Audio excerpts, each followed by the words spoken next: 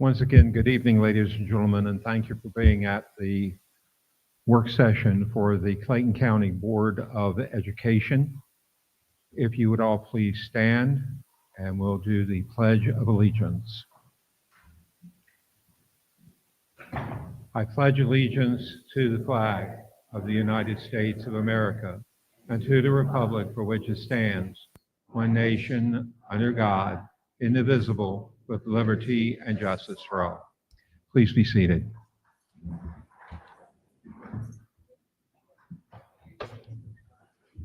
Usually we don't do recognitions or special types of things of this nature during the work session because of the nature of what these meetings really are supposed to be, opportunities for the board to consider and ask questions and learn more about the operations of the district and to make important decisions. Tonight, however, is a special night because we did want to bring special attention to an individual who is stepping away from our work. This individual has been involved in public education since 1984. He was in Florida with the Boca Raton, Florida School District. He spent a number of years there, and then he came up into Georgia and worked a couple of places up here before he was brought into the fold of Clayton County Public Schools as principal at North Clayton High School. And after 2 years of raising all kinds of stuff as Eagle One, he was brought into the central office where he worked for a period of 4 years, primarily with high schools and working to try to improve high schools throughout the district. In 2010, he was named another animal.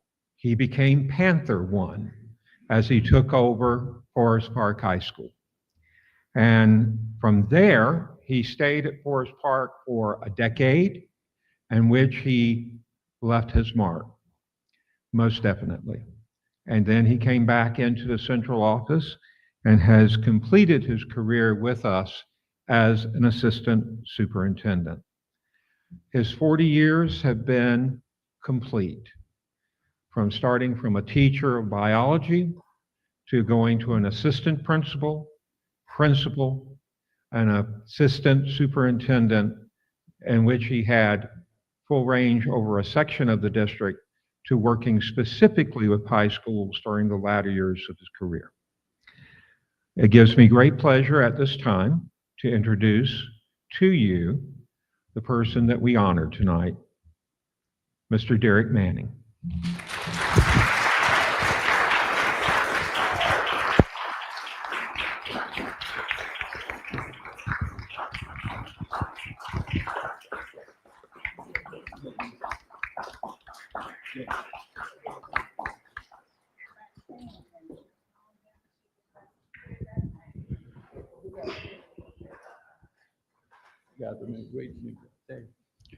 Mr. Manning.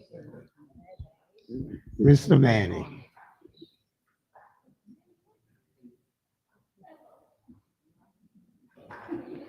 Mr. Manning. How do I even begin this? 40 years, longer than I've been on this earth. I wish. Mr. Manning, you epitomize service to the children. This is a very difficult job for me because every day when I get up, I have to make sure that I have the right focus. You lived it. You didn't have to think it. You go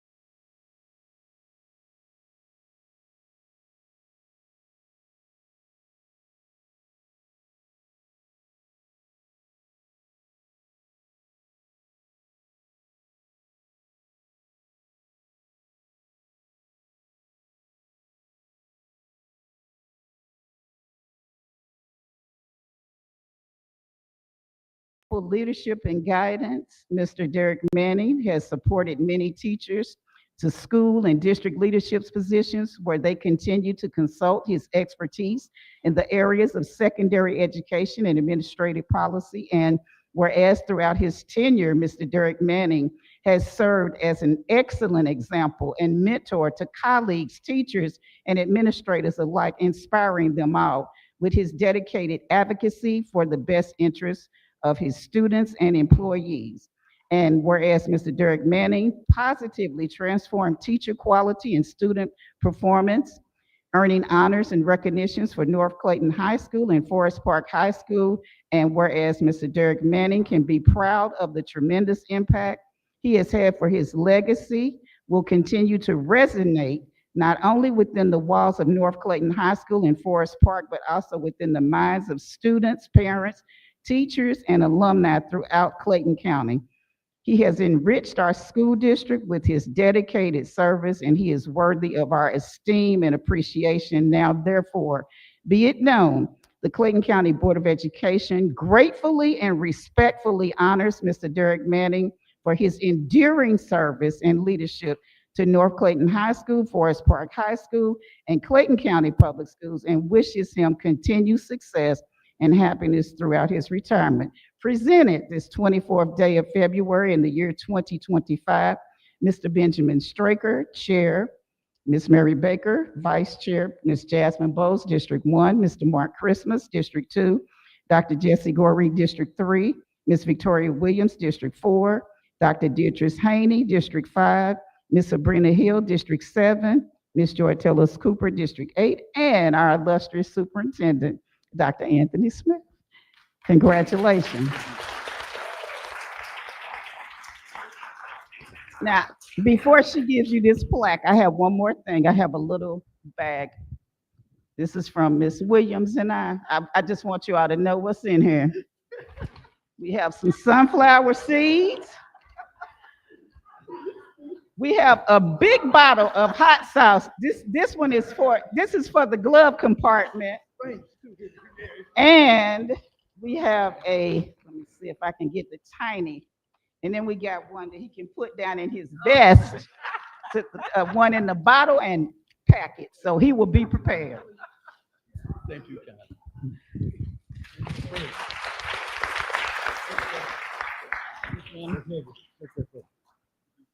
All right, Mr. Manning, we also want to give you this plaque. It says Clayton County Board of Education, presented to Mr. Derek Manning in recognition and appreciation of your 21 years of dedication and service to the students and staff of the Clayton County Public Schools by the Board of Education.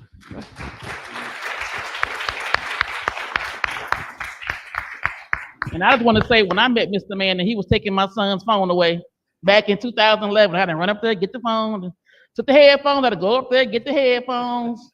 Now, if they did that, they wouldn't have no time to do nothing. I just want to take this special moment. I hope the board doesn't mind if I share just a minute or two of remarks about my great friend, Mr. Derek Manning, whom I've been knowing for a couple of decades. And we had a send-off for him at our cabinet, which is his last official cabinet meeting this morning.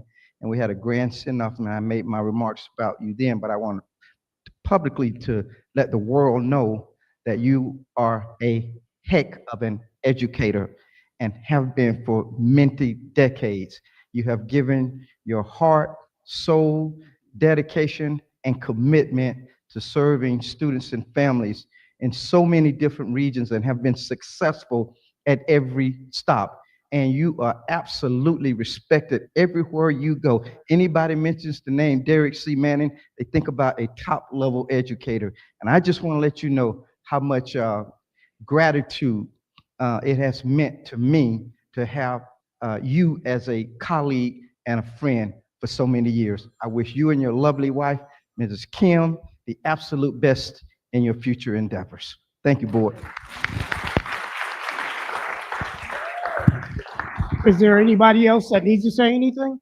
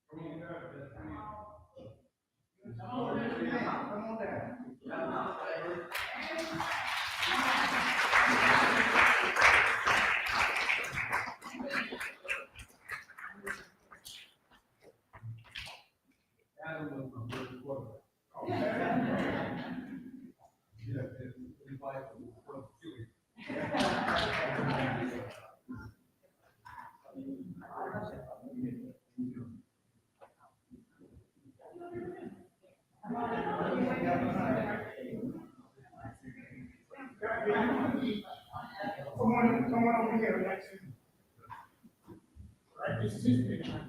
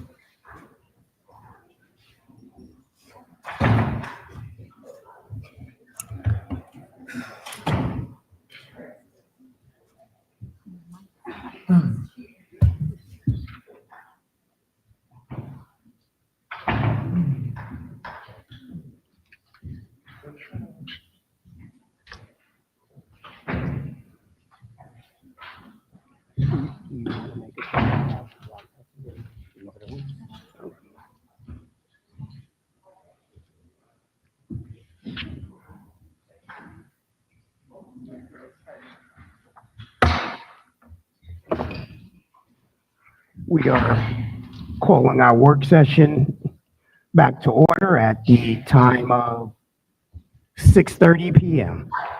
I want to thank everybody for their patience. And now I'm going to call the roll call. District 1, Jasmine Bowles. Present. District 2, Mark Christmas. Present. District 3, Dr. Jesse Goree. Present. District 4, Ms. Victoria Williams. District 5, Dr. D. Haney. District 6, Ms. Mary Baker. District 7, Ms. Sabrina Hill. Present. District 8, Ms. Joy Tellis Cooper. Present. And I represent District 9, Ben Stryker. Superintendent, Dr. Anthony Smith. Present.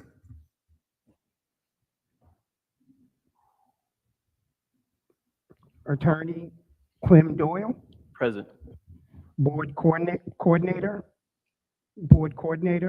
Kim Blackwood.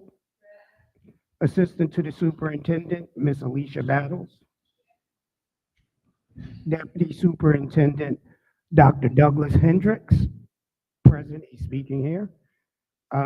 Assistant to the Deputy Superintendent, Dawn Biles. Present. And folks, we also have our new board intern, Ms. Trang Dong. Can you stand? Did I pronounce the name right? Oh, I think you just told me that. All right, let's grab our agenda. Let's go. All right, folks, we got to get through this tonight. It is going to be lengthy, but we're going to do our best to stay on track and get out of here because I know Mr. Manning would like to celebrate his retirement tonight. I'm going to read our ethics statement. In accordance with the board policy BH, it is the duty of every board member to avoid both conflicts of interest and the appearance of such conflicts. Does any board member have any known conflict or interest or appearance of such conflict with respect to any matter scheduled to come before the board at this meeting or appearing on our proposed agenda? Seeing none, if so, please identify the conflict or appearance of conflict and refrain from participation in the matter involved.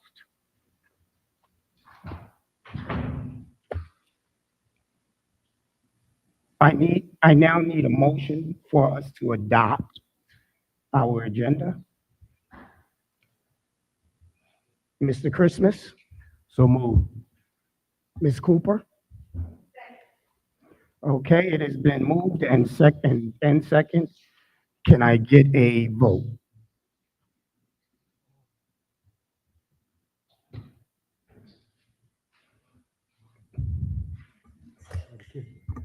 It's unanimous, 9 votes. Okay, we have some recommendations from our executive session. Mr. Superintendent. Thank you, Mr. Chairman, Ms. Vice Chairman, members of the board, colleagues, and community. I would like for the board to consider for the position of Assistant Principal at Sequoia Middle School, Stephen Dennis. Ms. Goree. Well, you want to call for the motion first? What was that? I said, do you want to call for the motion first? Ms. Goree, can I have a motion, please? Thank you. I move that we accept the superintendent's recommendation of Mr. Stephen Dennis as the assistant principal of Sequoia Middle School. Ms. Williams?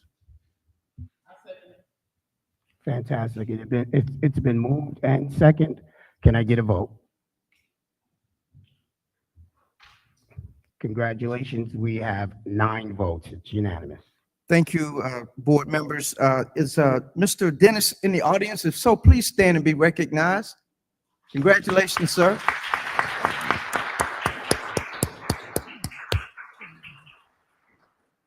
And don't leave just yet. Thank you, board members. I would also like for the board to consider for the position of assistant principal at Lake Ridge Elementary School, Nicole McCoy. Can I get a motion? Mr. Christmas? I move we accept the superintendent recommendation for assistant principal at Lake Ridge Elementary, Nicole McCoy. Ms. Goree? I second the motion. It has been moved and seconded. Can I get a vote?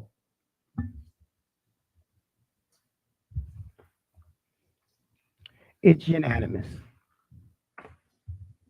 Mr. All right. Thank you. McCoy. Is Mrs. McCoy in the audience? So please stand and be recognized, and congratulations. Thank you, board members. I would like for the board to also consider for the position of assistant principal at Smith Elementary School, Tanzania Grant. Tanzania Grant. Tanzania. Okay, congratulations, and I apologize, all at the same time. I would like for the board to consider her for the position of assistant principal at Smith Elementary School. Ms. Joy Tellis Cooper? I would like to move that we accept the recommendation from our superintendent for Ms. Tanzania Grant as the assistant principal at Smith Elementary. I would like to second that motion. Can I get a vote?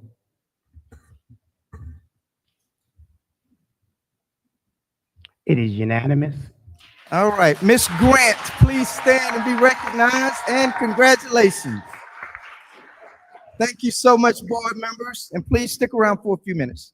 Board, I would like for the board to also consider for the position of coordinator of business information systems, Tamika King. I think I got that one right. Ms. Cooper?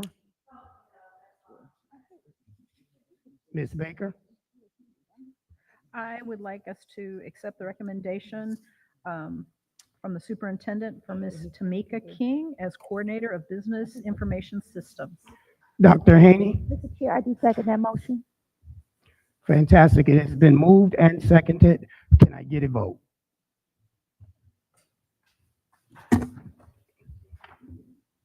It is unanimous. All right, Ms. King, you're present. Please stand and be recognized, and congratulations. Congratulations. Thank you, board. And also, I would like for the board to consider as acting assistant superintendent for high school, replacing Mr. Manning, whom we've just honored, for the position of acting assistant superintendent.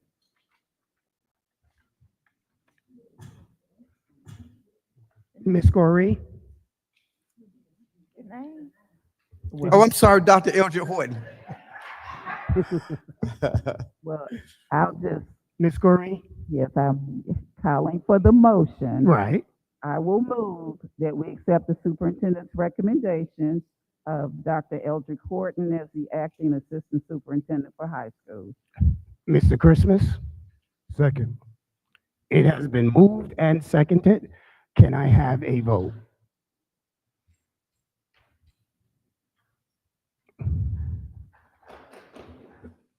It's unanimous. All right, congratulations, Dr. Horton. If you're present, please stand and be recognized. Congratulations. Stick around for a minute or two.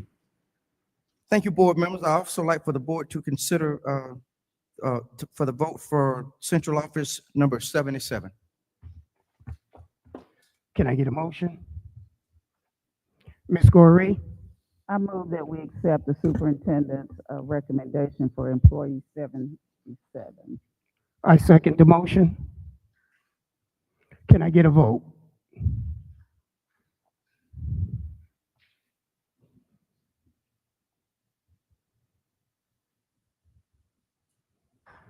I have 6 for, 3 against. The- Okay, you abstained. Okay, I have 6 for, 1 abstention, and 2 noes. Congratulations. Did you abstain or? Okay, so it's all abstentions. We have 6 yeses, 3 abstentions. The vote passes. Okay, thank you, board members. Those are all of my recommendations for tonight. She couldn't see that. Can you revote, please? Okay. She couldn't see it on the wall, so please revote.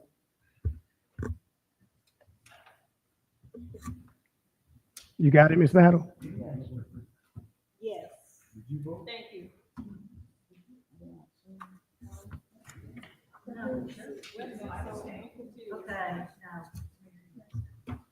All right, I'm going to go through this, Ms. Battles. It's Christmas, Goree, Williams, Straker, Haney, and Cooper. For, am I right, Ms. Cooper? Are all 4? Yes. And the 1, 2, 3 is Bowles abstention, Baker abstention, and Hill abstention.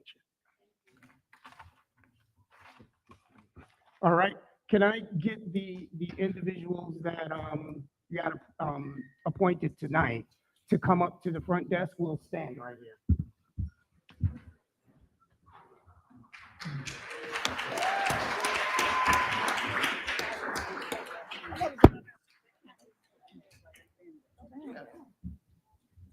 I'm gonna go down and shake their hands. Congratulations. Okay. Come on. It's a nukie, but you just hired. She moved around. We ain't rushing the leash. Y'all want I wanted to stay in there.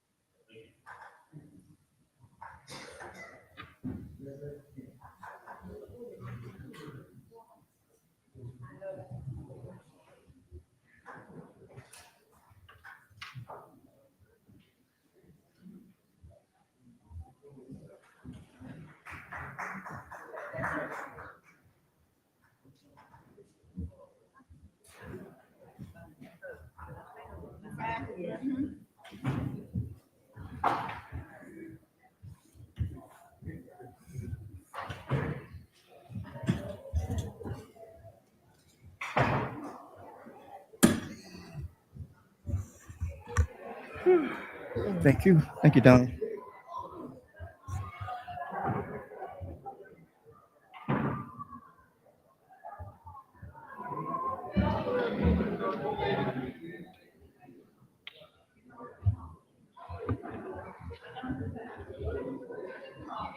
We got the slide coming in, the video. When You I- want to go ahead and go ahead and do that? Just send it back to board up your name. And then when I do mine.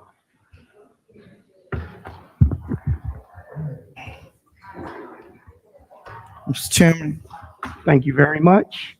Ms. Vice Chairman, members of the board, colleagues, community, Actually, we'd like to provide actually, some before we updates. start, before we start with your updates and our new tradition, I would like to hear updates from each and every one of the board members. I'm going to start with District 1, Ms. Bowles.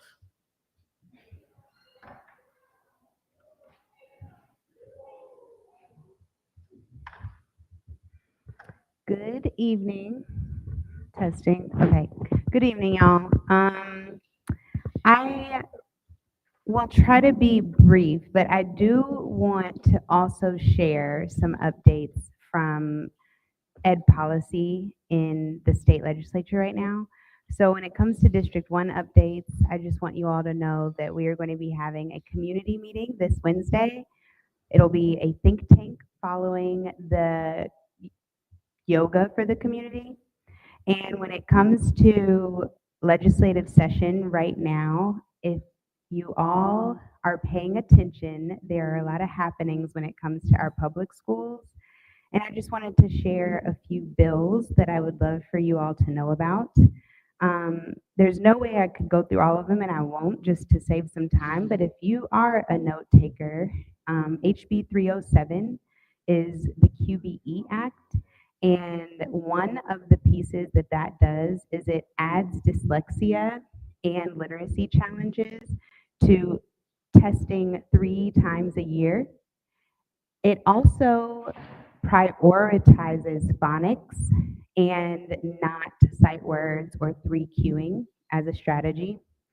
I also want to bring to your attention HB 340, which I think is really interesting. It's called the Distraction-Free Education Act. And the vision here is bell to bell, no cell in grades K through 8. And so it's a state attempt to remove cell phones in K through 8 public schools. And there are a host of other bills that I hope have your attention, including SB 82, which is the Local Charter School Authorization and Support Act.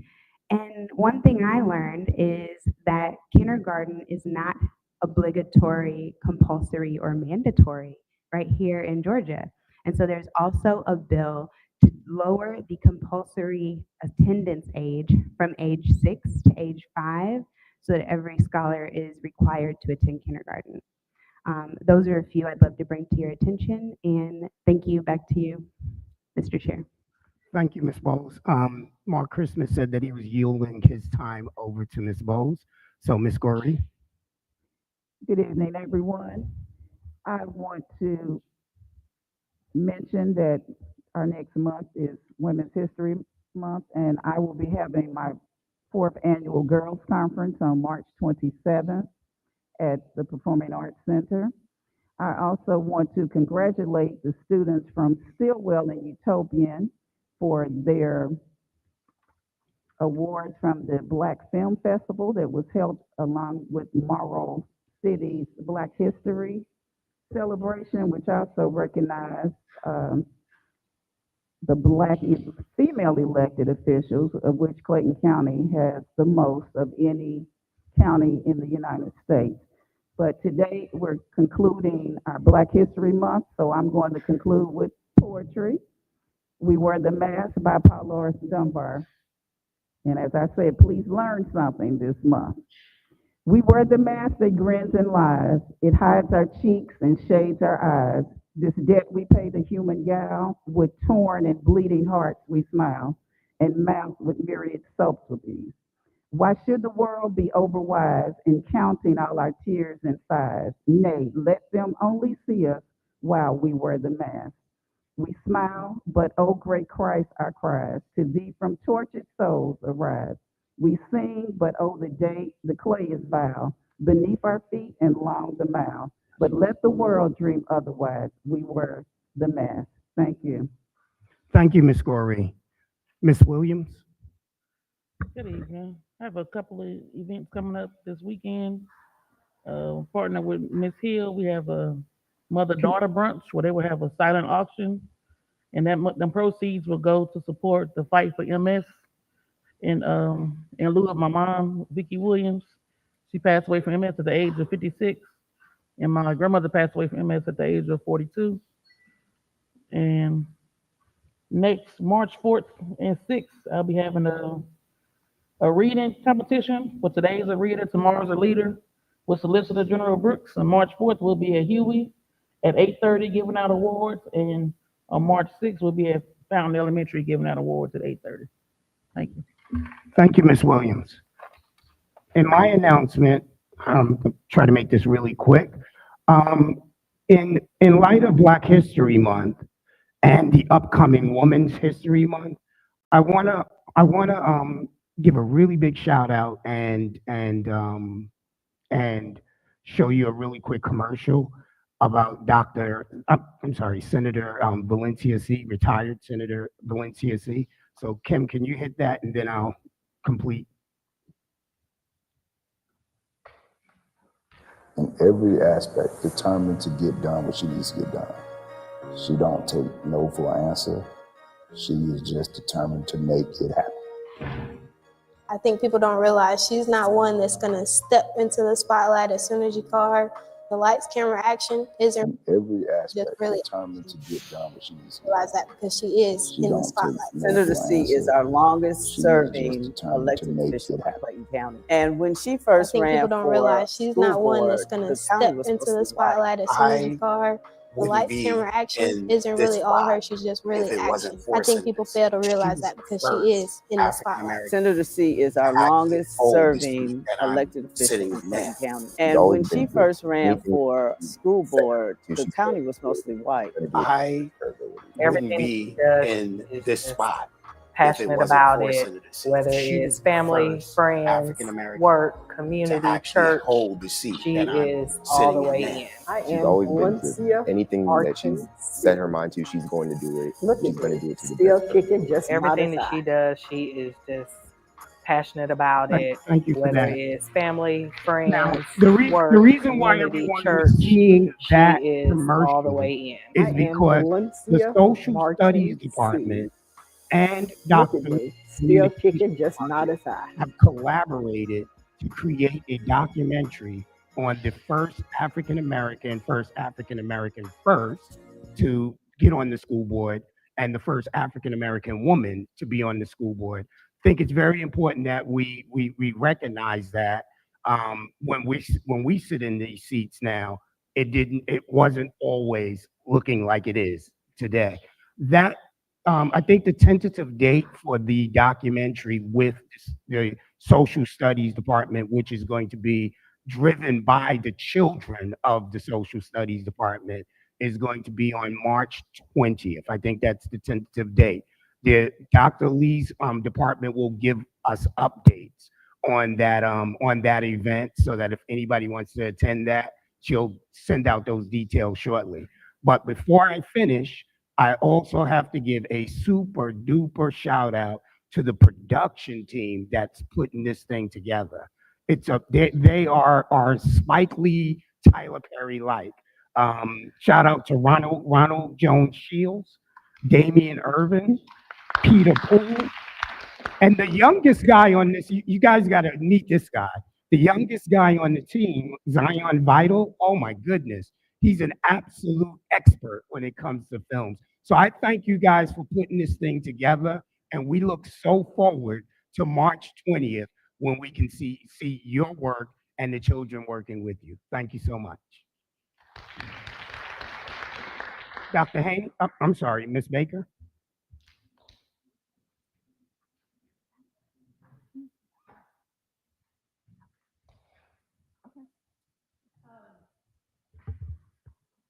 We have to share things. I want to give a shout out to Jonesboro's mock trial team, the red team. They're going to state. Yay, again.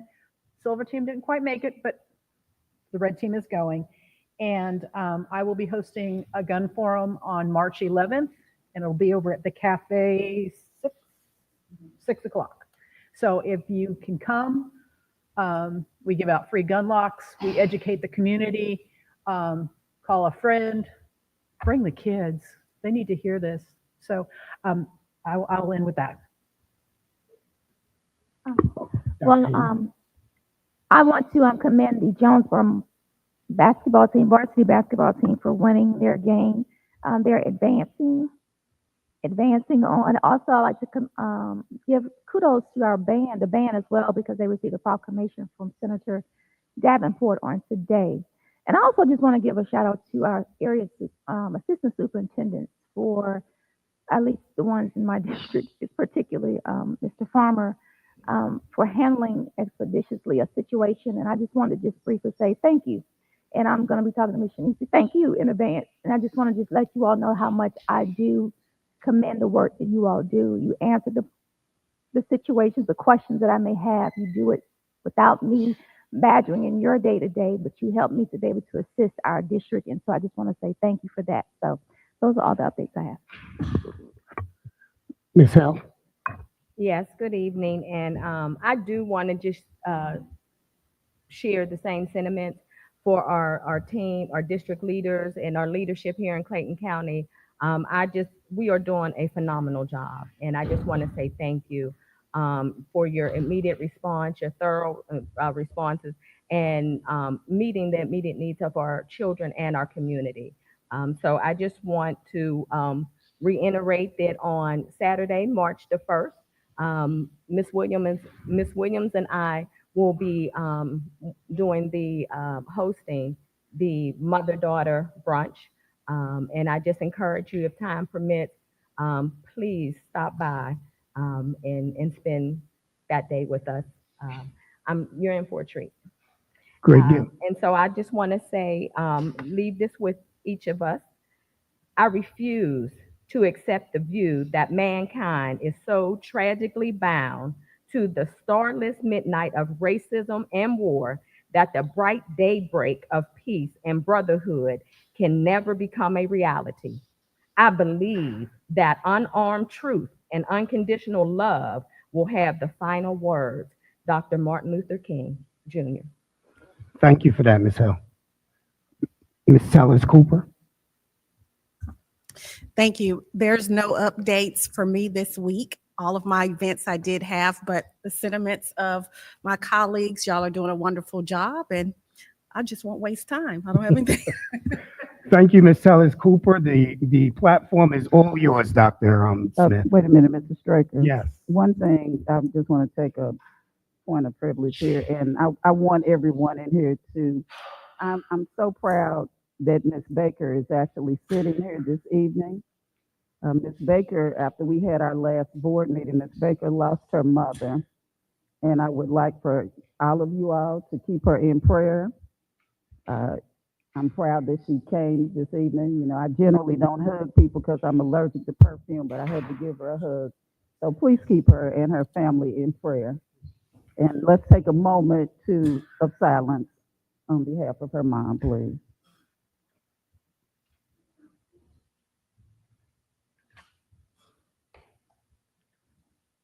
Great. Dr. Smith. Thank you, Mr. Chairman, Ms. Vice Chairman, members of the board, colleagues and community. We have updates for the board. I would like for Dr. Delphia Young from Teaching and Learning. Go ahead, come on up. But before Dr. Young goes, We have on the agenda safety and security updates. We need to pull that tonight because they're still gathering information that they will present to us next month on the report. So today is all Dr. Young show. Oh, no, we're going 5 minutes. Good evening, members of the board, our chair, vice chair, our audience, and community. I am going to be very brief because Dr. Wiley is going to follow me with some updates. I want to share with you our summer school program. We're starting much earlier this year. We wanted to give you the information so that we can get it out to our community and give the community members ample time to register their students for summer school. We have a variety of our summer learning academies that are listed in the presentation. I want to share with you, it starts June the 2nd and ends June 25th. We meet Monday through Thursday. We have a day off on Friday, and of course, we celebrate June 19th. We followed the same schedule last year. Our teachers like this better. It helps us to recruit our teachers, and so we don't have to worry about a teacher shortage. We serve K through 8 students in our programs for our traditional learning activities such as math, science, STEM, language arts, and we also have a program for our pre-K students that is funded through a grant. And you can see the dates there. Our theme this year, Let's Go to the Zoo, and it's helping with our students to help them make that smooth transition. And we're using a lot of the resources and knowledge from the zoo to make that happen. We also have our extended school year for our students with disabilities. They also have an opportunity to participate in our summer learning academy. This group of students, these are the students who have specific IEP goals that they need to continue their education in the summer.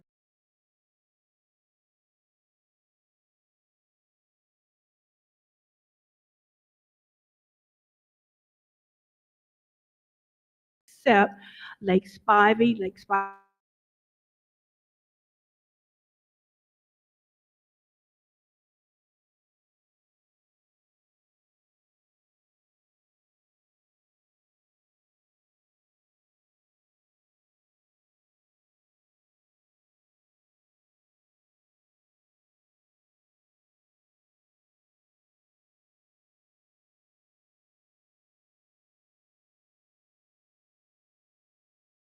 to help our kids get ready for jobs and careers upon graduating from high school.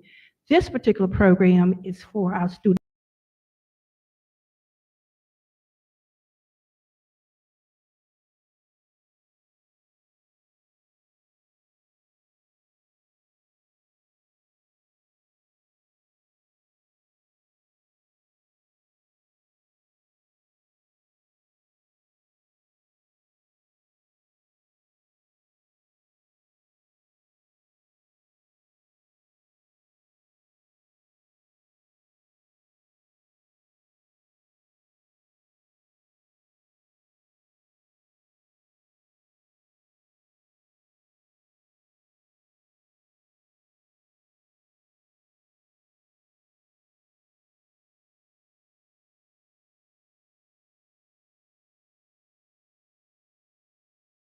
on the continuation of learning those wonderful activities that engage the students in partnership with Georgia Tech and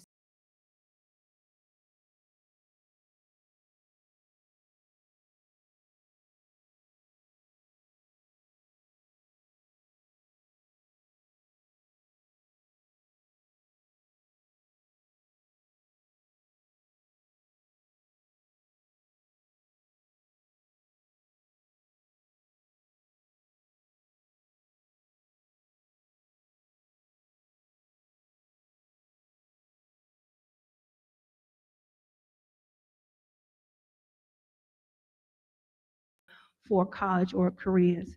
And that is it for our presentation for our summer school. Fantastic. Board members, do I have any questions? Ms. Goree, you're up. Yes, Dr. Young. Uh-huh. At the beginning of the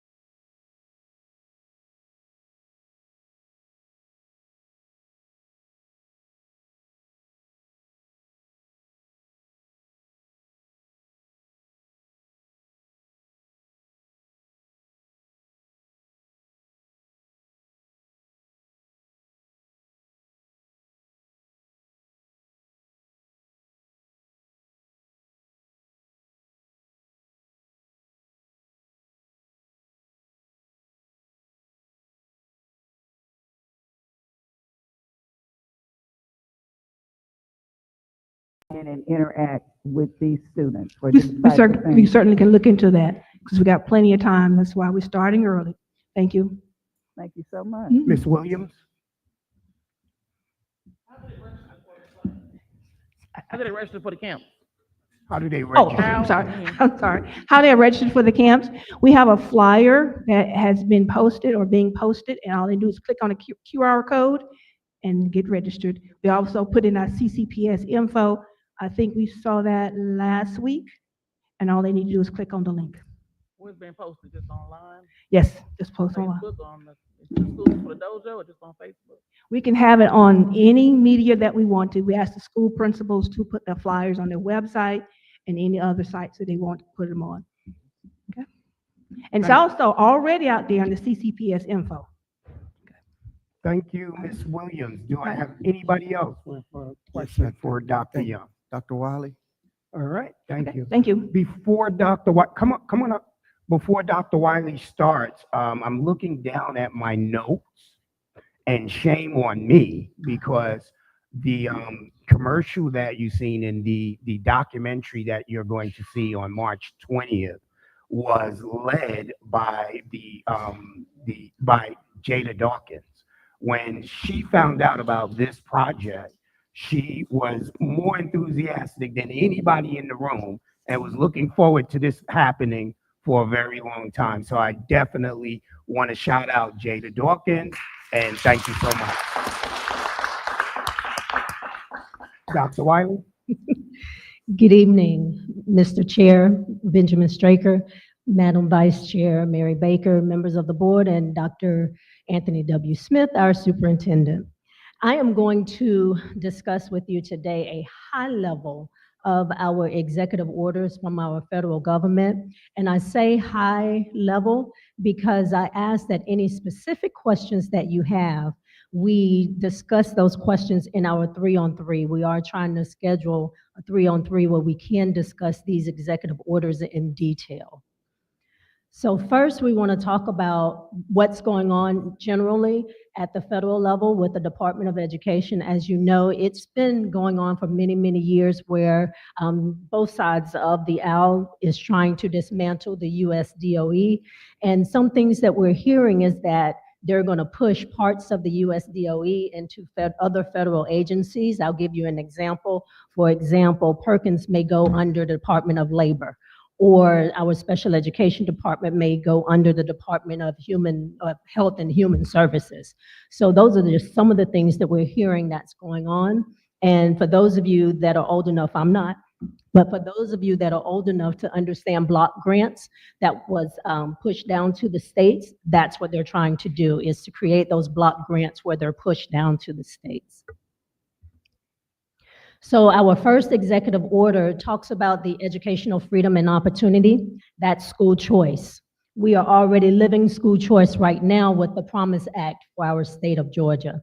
So this is nothing new to us. It just depends on how the federal government is going to push the money, if you will, for the lack of a better word, to the states to help with school choice and giving our families an opportunity with school choice. That's private schools, charter schools, homeschool, private tutoring, you know, all the sorts of school choice.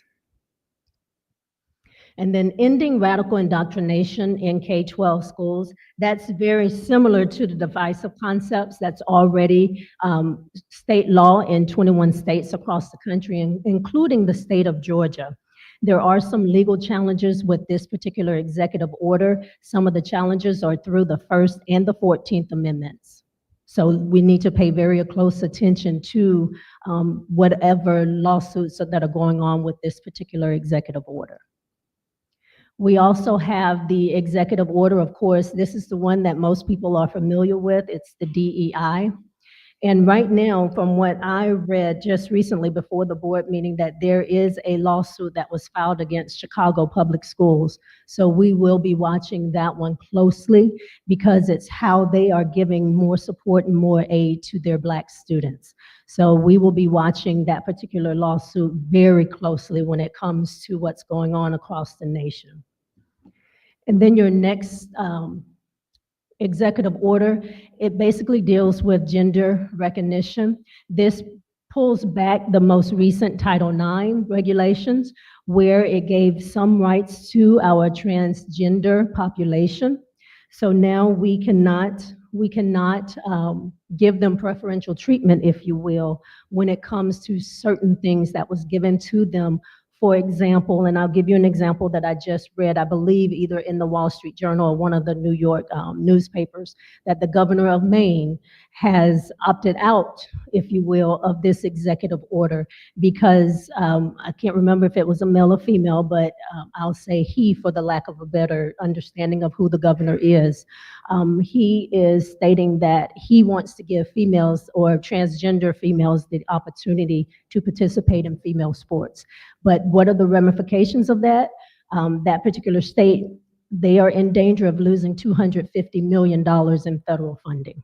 So the U.S. Department of Ed is launching an investigation. And then also let's talk about some of the potential impacts of some of these executive orders. Of course, we know federal funding. That includes all of our title funding. It also includes any discretionary grants. I'm not sure if you are aware, but there are some discretionary grants that have been halted so far. Within the past couple of weeks, they directly impact Clayton County Public Schools. We are not the fiscal agents of those grants, but we participate in those particular grants. So we are feeling the effects of some of those grants that are being eliminated at the federal level. And so we're just sitting, waiting to see what will be the decision on some of our other discretionary grants. And of course, our largest grant that we have, which is Title I.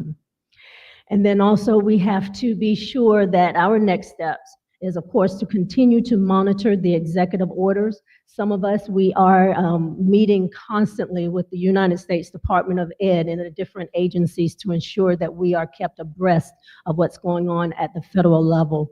We have already begun reviewing our curriculum to ensure we are not violating any of the DEI executive orders, to ensure our curriculum is basically along the lines of what is being pushed down to the states.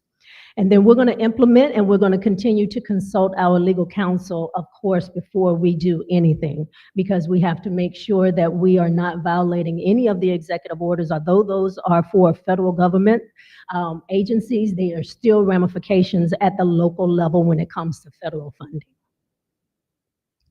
So let's talk about the tariffs briefly. And thank you, Ms. Baker, for sending me the email about the updates. There is, yes, a pause on the tariffs for Canada and Mexico, a 30-day pause because of what they have said that they're going to do at the borders, but we still have to pay very close attention to the steel and aluminum imports because that is still active. It will be effective, as you see on the screen, March 12th, 2025.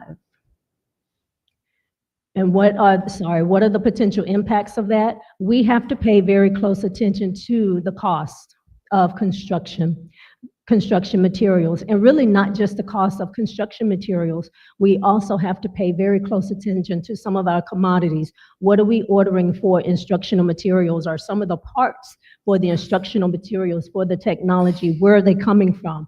Because we're going to see an increase in products throughout.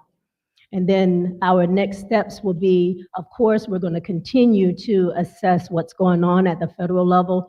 I spoke to Ronick Joseph this morning, and they are monitoring as well, and he'll talk you through that as we go on the next few months, years, however long this tariff lasts.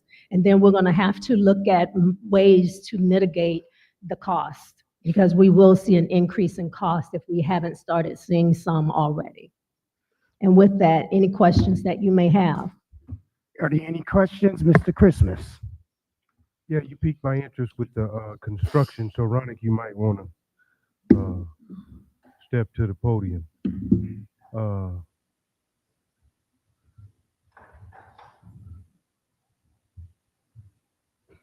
With the tariffs that's being put on aluminum and steel, and we're building all these buildings, right now, are we feeling the impact of what's going on? Have the construction costs went up already, and we're planning to build another bigger school And how does that look? The cost of North Clayton is already a decent amount, and so that amount could, what, double, triple? What we're talking? Well, good evening, Mr. Chair, Madam Chair, members of the board, Superintendent Dr. Smith.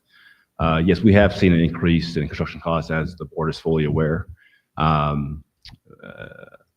Inflation has wreaked havoc on budgets, not just in Clayton County, but throughout the nation. We have seen costs double. To answer your specific question in terms of the tariff, we have not yet seen the impact. They haven't taken place. All the work that we are undergoing right now are under contract. And so the costs are fixed. So the risks are borne to the contractor. Our biggest concern is the North Clayton High School. As the board is aware, we are not fully under contract there. And so there may be a cost increase associated with it. Thank you, Mr. Christmas. Ms. Tellis Cooper. So just to follow up on Mr. Christmas, since you brought that up, so will you be bringing the board, you don't have to come back. Will you be bringing the board the updates on the pricing for North Clayton High School? Yes, ma'am. Yes, ma'am. So part of your board package, we provide you an update on each project.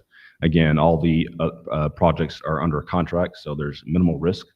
For North Clayton High School, yes, as we progress with the design, we will provide updates to the board.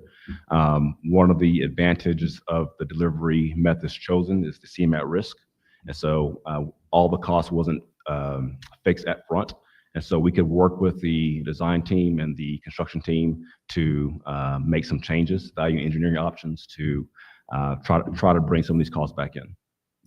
Thank you. And we will be providing updates routinely to the board relative to executive orders, tariffs, or any other issues that impact our work. Mr. Christmas, I'll get to you in 1 second. Ms. Hill?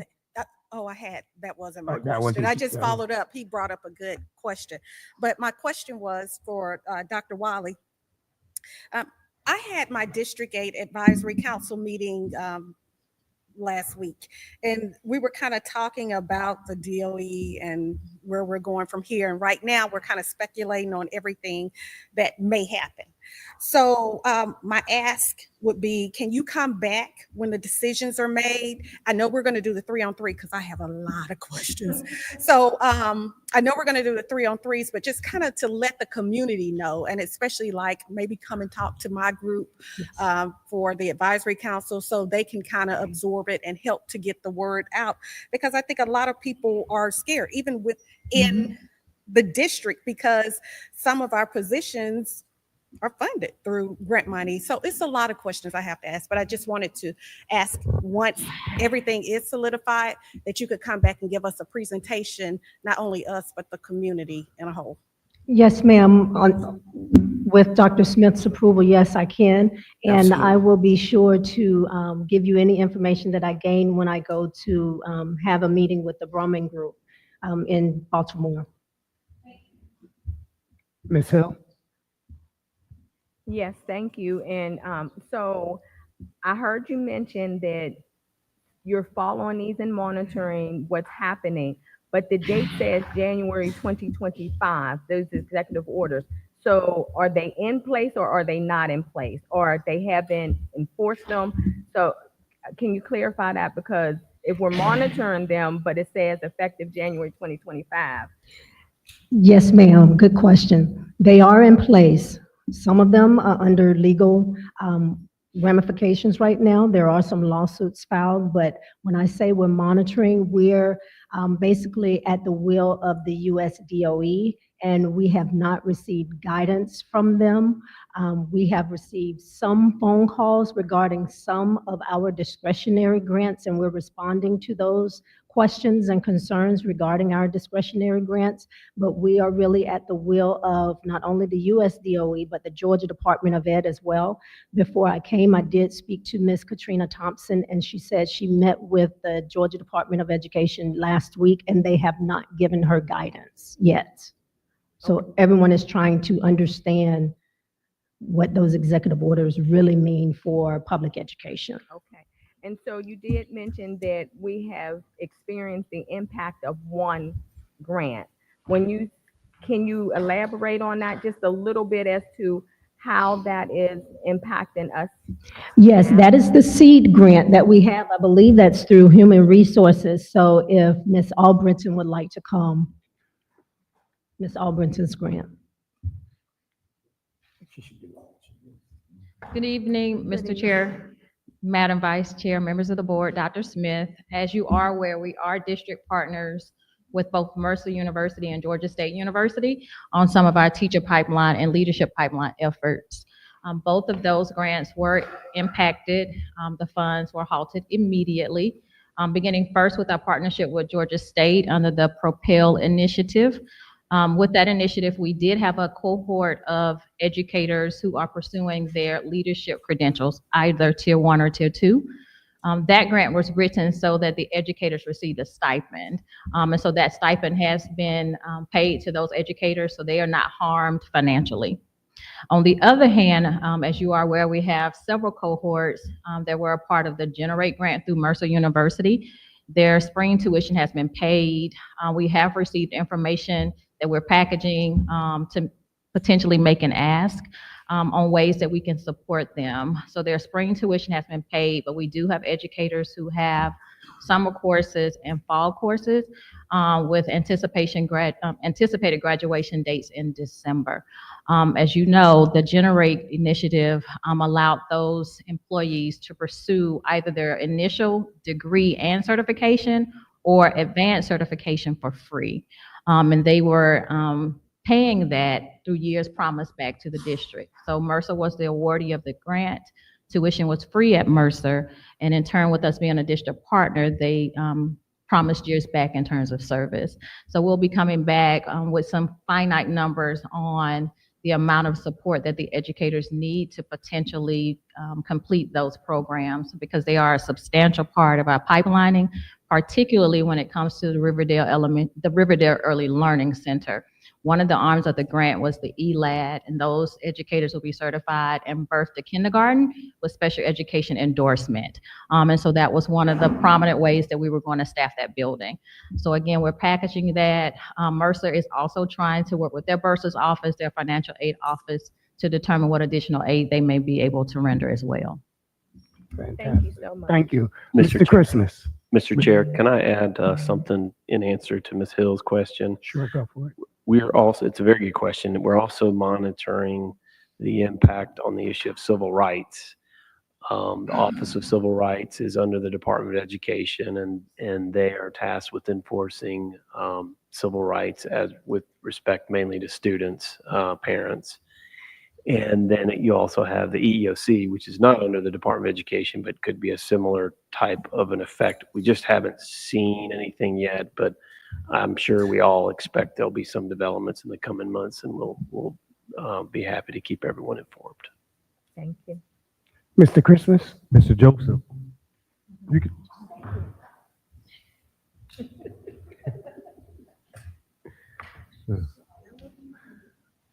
I understood that you said that we were safe with the way we have contracts. We're under the contract, so we safe. The ownership lies with the builder, right?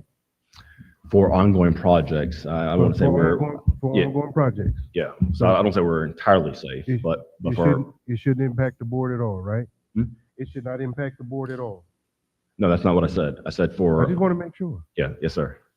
For ongoing projects, there is a contract executed where the risk is associated with the contractor. Where the board's risk lies is for future work that is not under contract. So we will have to place those projects to market. And so there is a possibility to see an impact on tariffs as we did for inflation. Okay, the other question I have for you, thank you for that answer. The other thing I had to ask, how do we know that these builders won't just come up with change orders to help fund something that they've already agreed to? Are we gonna be looking at that just in case?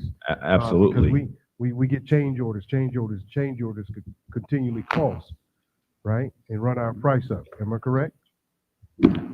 Yes, sir. The team and I are, as well as our engineers, we review any request for a change order. Historically, it's very rare that we come before this board asking for an increase. As you see in your agenda today, that at the end of most of our projects, there's actually a deductive change order where we hold the contractor and designers into account. And so, to answer your question, yes, we will continue to keep a keen eye on the contractor and holding them accountable. Thank you. That's all I want. Dr. Haney, before you go, this will be the last question from the board. You did say you're going to be doing 3-on-3. So any additional questions that anyone has, I'm pretty sure that Dr. Young and Dr. Wiley will address those during our 3-on-3s. Dr. Haney? Thank you, Dr. Wiley, but this is for Ms. Garrett in regards to what Dr. Wiley presented. And if you will, please just give us a little bit of conversation on, are we in compliance as a discussion you and I had with DE&I, just to express to the community, because I mean, we have schools that are just, that I'll use my colleague's school, Morrow High School has a mural up, you know, of all that at her school. I mean, I just want to make sure that we're in compliance, though what Dr. Wiley's mentioned, but I just want to make sure from a legal standpoint. Yes, ma'am. Good evening again, Mr. Chair, Madam Vice Chair, members of the board and the community, Mr. Superintendent. Yes, so as we have spoken to Dr. Wiley's point, there have been some, through that executive order, there of course have been some mandates and guidances relative to DEI programs. Just as Dr. Wiley said, it is iterative, and it almost seems like before the wet ink dries, there are court cases. And so as of Friday, a federal judge did strike down and actually create an injunction as it relates to some of the DEI. But what our district has continued to focus on is educational equity. And so we remain committed to our goal, and it is rooted and steeped in our belief statements. Our mission and our vision is to ensure that all students within the Clayton County Public School System receive a quality education, regardless of any of their protected statuses. And so what you guys can ensure that your constituents are aware is that we're moving forward while we are continuing to watch the executive orders. And we are, again, as Clem just said, watching to see where there are some legal areas that we may need to mine, some areas. The reality is that we have not had race-based or race-conscious programs in the district because our focus has been on all students. So we actually have come through working with the communication team, looking, and so our district, DEI is really folded in that educational equity and excellence. And so we remain committed to that, but in that, we're ensuring that all of our students have a safe space. The learning environment is to ensure that they all receive a quality education. And so what we do not expect is that even with that funding, the direct funding in terms of DI program, because we utilize our programs, and as you know, with CEP, with our one-to-one, when we look at all of our programs, athletics, including them for elementary students, we look across the entire district. So we are monitoring that, but again, we remain committed to educational equity.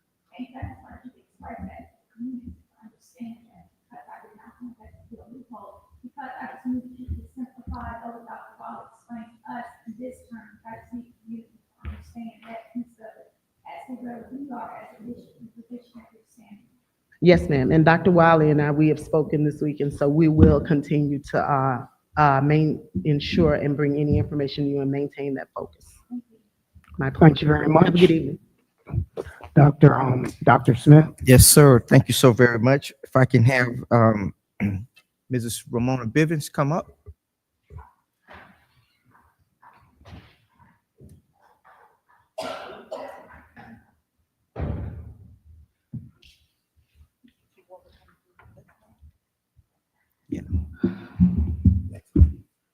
Good evening, Mr. Chair, I want to call you Mr. Vice Chair, been doing it for so long.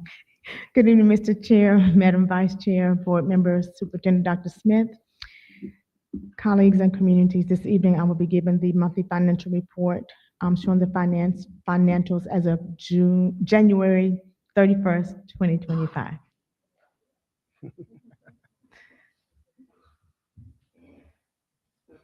Okay, so for the general fund, we have collected 55.7% of our revenues, with 74.5% of that in our local taxes of 196.6 million. We've collected 46% of our QBE funding of 188.2 million, and 8.9 million, or almost $9 million in other local revenue, for total revenue collected as of January 31st, $394,138,184. Our expenditures for the year, year to date through January 31st, is $333,500,268, and that is 47.1% of our total budget. I'll respond to any questions that you may have. Is there any questions? Having none, move forward. Yes, sir. So next we have budget amendments. The first one is for Milan Financial Services for the Community Engagement Department in the amount of $1,100. This donation will be utilized to reimburse the district for costs associated with purchasing meals for the principals meeting held on February 11th, 2025. The next one is Georgia Department of Education in the amount of $5,214,108. And do you want me to go through all of these? Because there's several of them. I'd be happy to go through them. I've gone through most of them with most of you. Say that again. Do you want me to go through all of these? There's several of them that's attached to it. So you mean earmarked for the Georgia Department of? Yes, sir. No, you don't need to do Okay, that, because we went through them with the 3-on-3, so. Right. Okay. If you don't mind, if you could send an email to the board in regards to those, or attachment or something like that. Okay. All right. They should have been attached to the Okay, Indeed then board. great. Then Okay. great. Thank you. All right. And then the last budget amendment is for community engagement grant received from the Community Foundation for Greater Atlanta in the amount of $25,000. The purpose of this grant is to support Clayton County Public Schools magnet programs with strengthening their family and community engagement by promoting culturally responsive educational practices, academic success, educational involvement, and enhanced civic engagement for members of the Hispanic and Vietnamese communities. Next, we have our SPLOS revenue collections report. So this is for the revenue that was collected in December, but we received it in January. And so that amount was $6.7 million compared to $6.2 million from last year. So that number still continues to creep up. So we're still averaging $6 million, a little over $6 million a month in SPLOS revenue collections. Any questions on SPLOS collections? Before we move on to purchasing report, Ms. Hill? Yes, thank you. My question was in reference to the community engagement grant. Yes, ma'am. On that amendment, have we already received those funds? Or is it something to come in the near future? Yes, ma'am, we've already received those funds. We've received those funds. And I also noticed that there were some criteria. Is that typical for our grants to have to meet in such criteria and have reports and data and all of that submitted? Yes, ma'am. Okay, thank you. You're welcome. Okay. Okay. So next we have the purchasing report. Let's see. Oh, yep, here it is. Okay. So on the purchasing report, the board is required to approve anything that's over $100,000 prior to purchase. And then we're also required to report at the regular monthly board meeting all purchases greater than $10,000 which were approved during the prior month and not previously approved by the board. So we have report A, which is our consumable purchases made with a value of $10,000 or more. We also have report B, which are non-consumable purchases made with a value of $10,000 or more, but less than $100,000. And report C are the non-consumable items with a value of $100,000 or more requiring board approval. as detailed in the executive summary. So you should have that also in your board docs. So I'll be happy to answer any questions or have staff answer any questions you have on the purchasing report. Any questions in regards to the purchasing report? Seeing none, you can move forward. Okay, that's the last I have. I just want to bring up one thing. One of the board members had asked for a solicitation summary report that shows all solicitations that are out. So we have provided that as well for you to see what bids, with RFQs, and anything that's out on the, we call out on the street for solicitation. So that has been sent. If you have any questions about that, please give me a call. If you don't like that format, let us know. We can come back with something else. Good deal. Ms. Hill? That's all I have. Yes, Ms. Bivens, and I know you shared this in on 3-on-3, but can you give us a status update on our audit? Oh, yes, ma'am. So I am happy to report that our FY23 audit has been completed. I will be sending that to the State Department of Audits. We still have findings, some repeat findings, and as we've said before, they'll eventually start following up as we get caught up. So we'll have time to correct those. We have started FY 2024. We've sent a lot of things to the auditor, had a couple of things that come back, but she said if everything goes as planned, we should be through and completely caught up by June 30th. Thank you. You're welcome. Thank you. Okay, before Ms. Bivens move, you could actually, you're finished, but everyone has a budget book that has been put on their desk at the office. Am I correct? That's actually a copy of the annual audit. Right. That's Yes. okay. There you go. Mr. Joseph.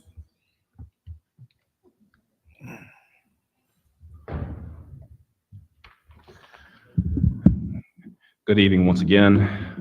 You have received the SPLOST construction update, and for the month of February, there were 6 payments totaling $10 million.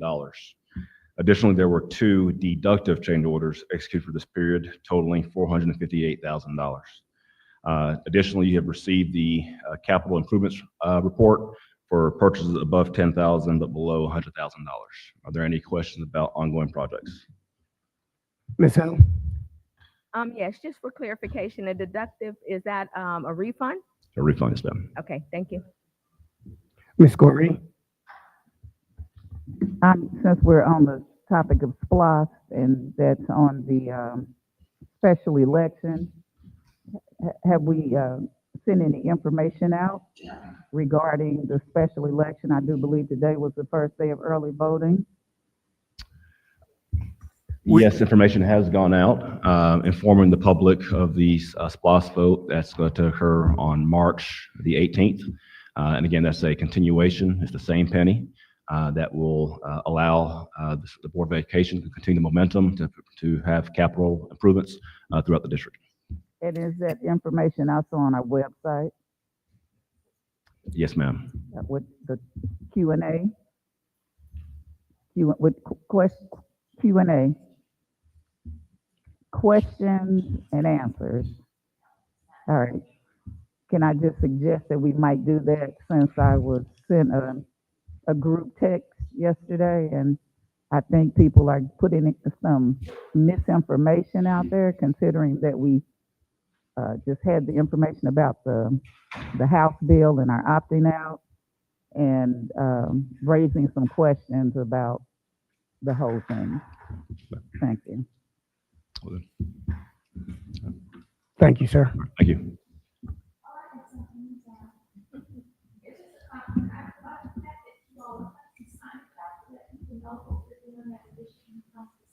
Yes, ma'am.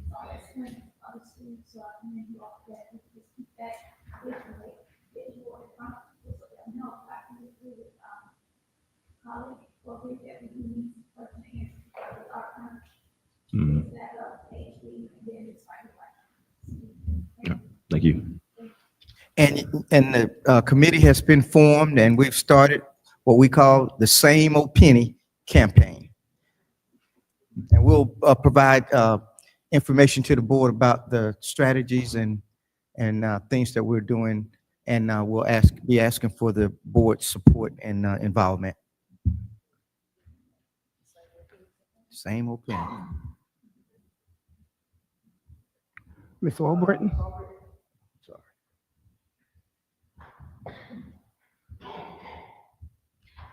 Good evening again. Our personnel changes report summarizes all personnel actions for the period of January 22nd through February 7th, 2025. All HR updates have been submitted to the board. I do want to highlight the hiring events that we are hosting on both March 20th and March 22nd. Our March 20th event will be hosted at the Professional Learning Center on Battle Creek, and then our Saturday event will be hosted at Morrow High School. I'm happy to answer any questions that you have.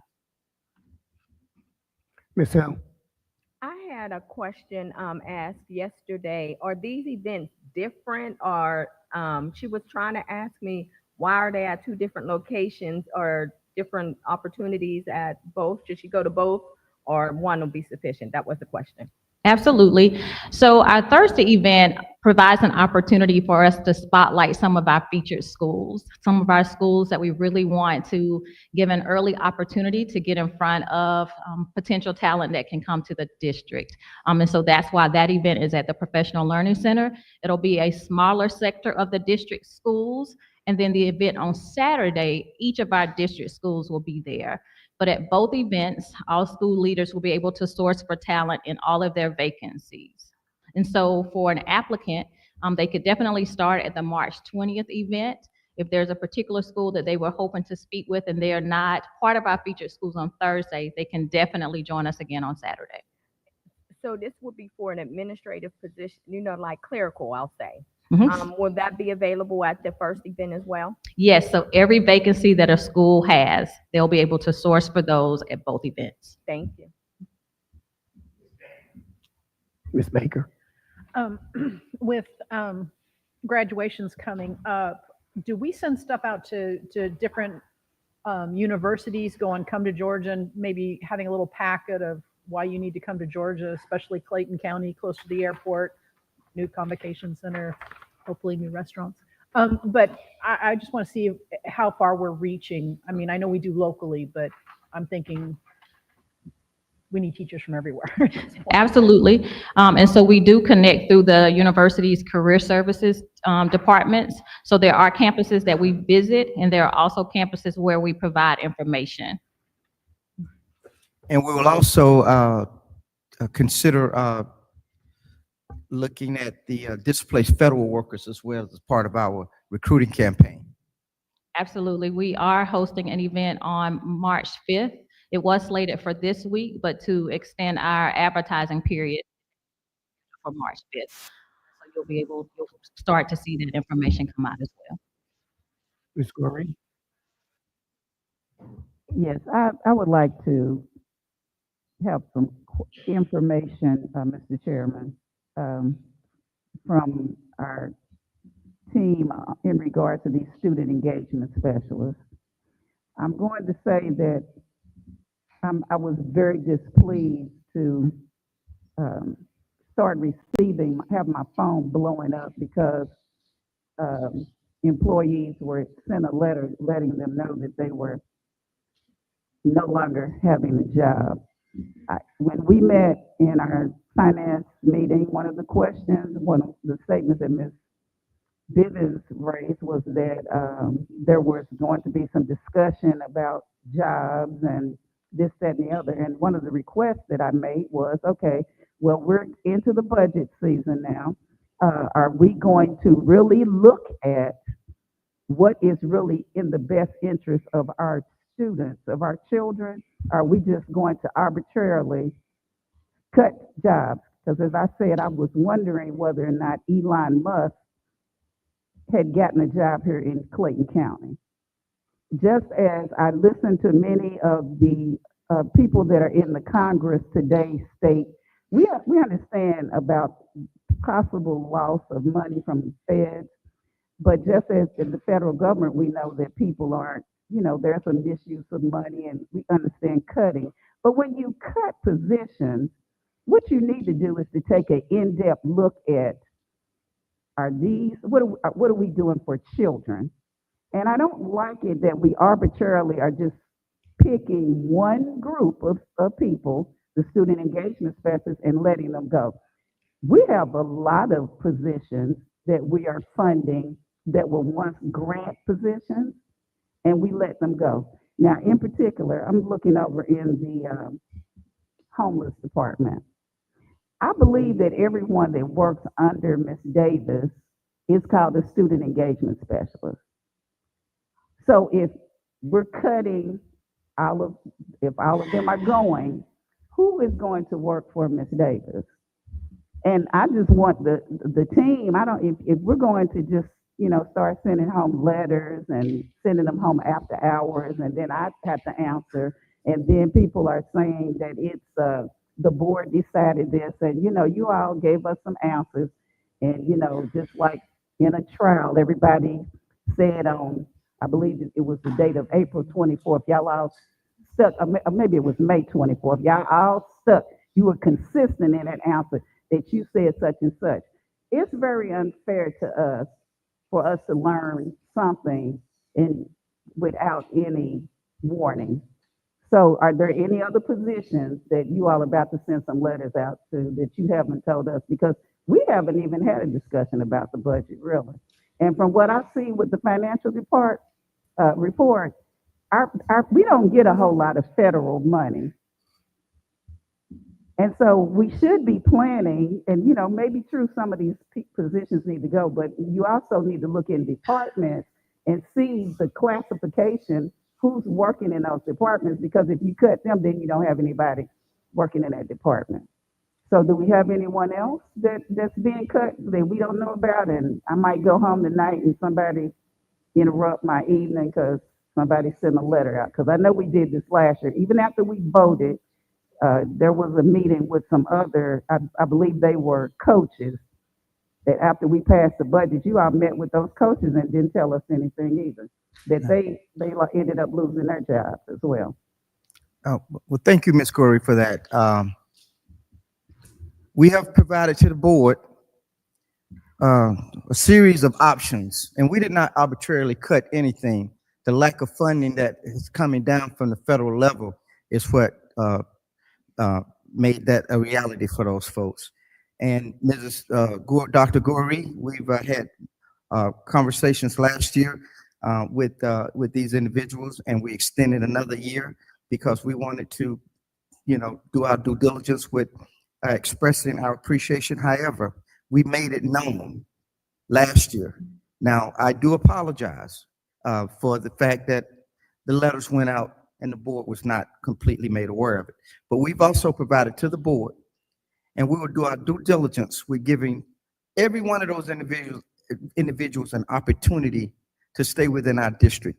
We provided options that will be possible for those individuals to consider to all of the board members. And those opportunities, quite honestly, Mrs. Corey, is vast. They have multiple opportunities if they want to stay with the school district, and we hope that they elect to do so.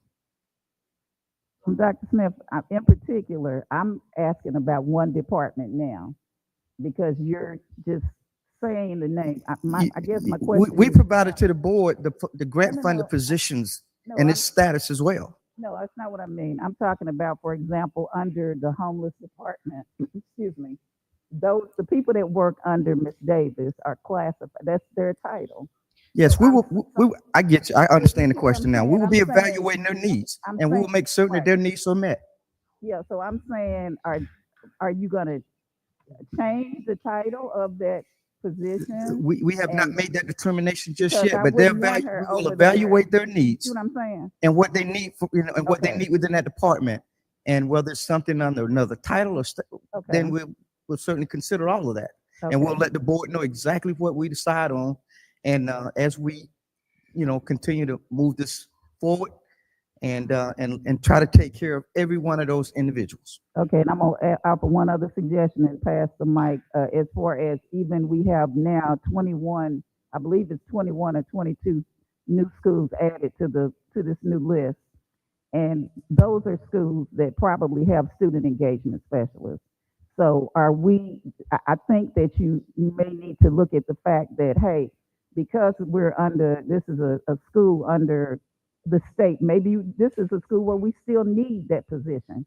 Maybe you don't want to call it that, but we still need to fund it, and we shouldn't be worrying about whether it's federal dollars or not. We need to look in the general fund, because every year when we finish this year, I'm looking at our budget right now, and we haven't even spent the whole budget. So you're going to end up going into the budget with money out of different departments. So we either need to change the title or whatever, and try to do what's best for children, because these people actually touch children. Thank you. Yes, Yes, thank you so much. And I just want to share, because we did have a lot of conversations regarding the SES. And one of the responses that we received back was student engagement specialists, the 61 that we are speaking of. 32 currently have immediate eligibility for paraprofessionals. 22 have valid paraprofessional certificates. 6 of them are only immediately eligible for classified positions. One of them, valid school social worker. 42 could potentially become teachers. 4 could potentially become provisional certified teachers. 7 could now be considered teachers at this moment. So with that information, that is still giving them an opportunity to touch our children, to have an impact, to still be a part, and in a way that we need. If we have 113 vacancies and we can fill them with people that are already here, that's familiar with our district, that do the work already, have a relationship with our children, and they're willing to be directly in the classroom or contribute in any way they see fit.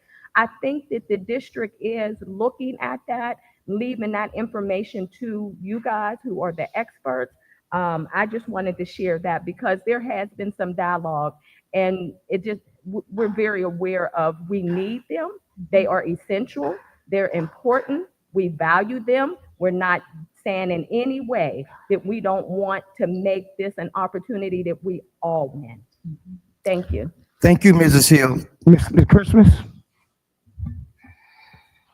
Thank you, Mr. Chair. First and foremost, I want to say the SESs, I think, was very vital, and I understand the positions that you guys are taking and giving them opportunities to do other work. I just have one simple question about those who work in central office. How many of y'all touch kids' lives on a daily basis? I'll answer that. Every one of them. How do you touch kids' lives on a daily basis physically?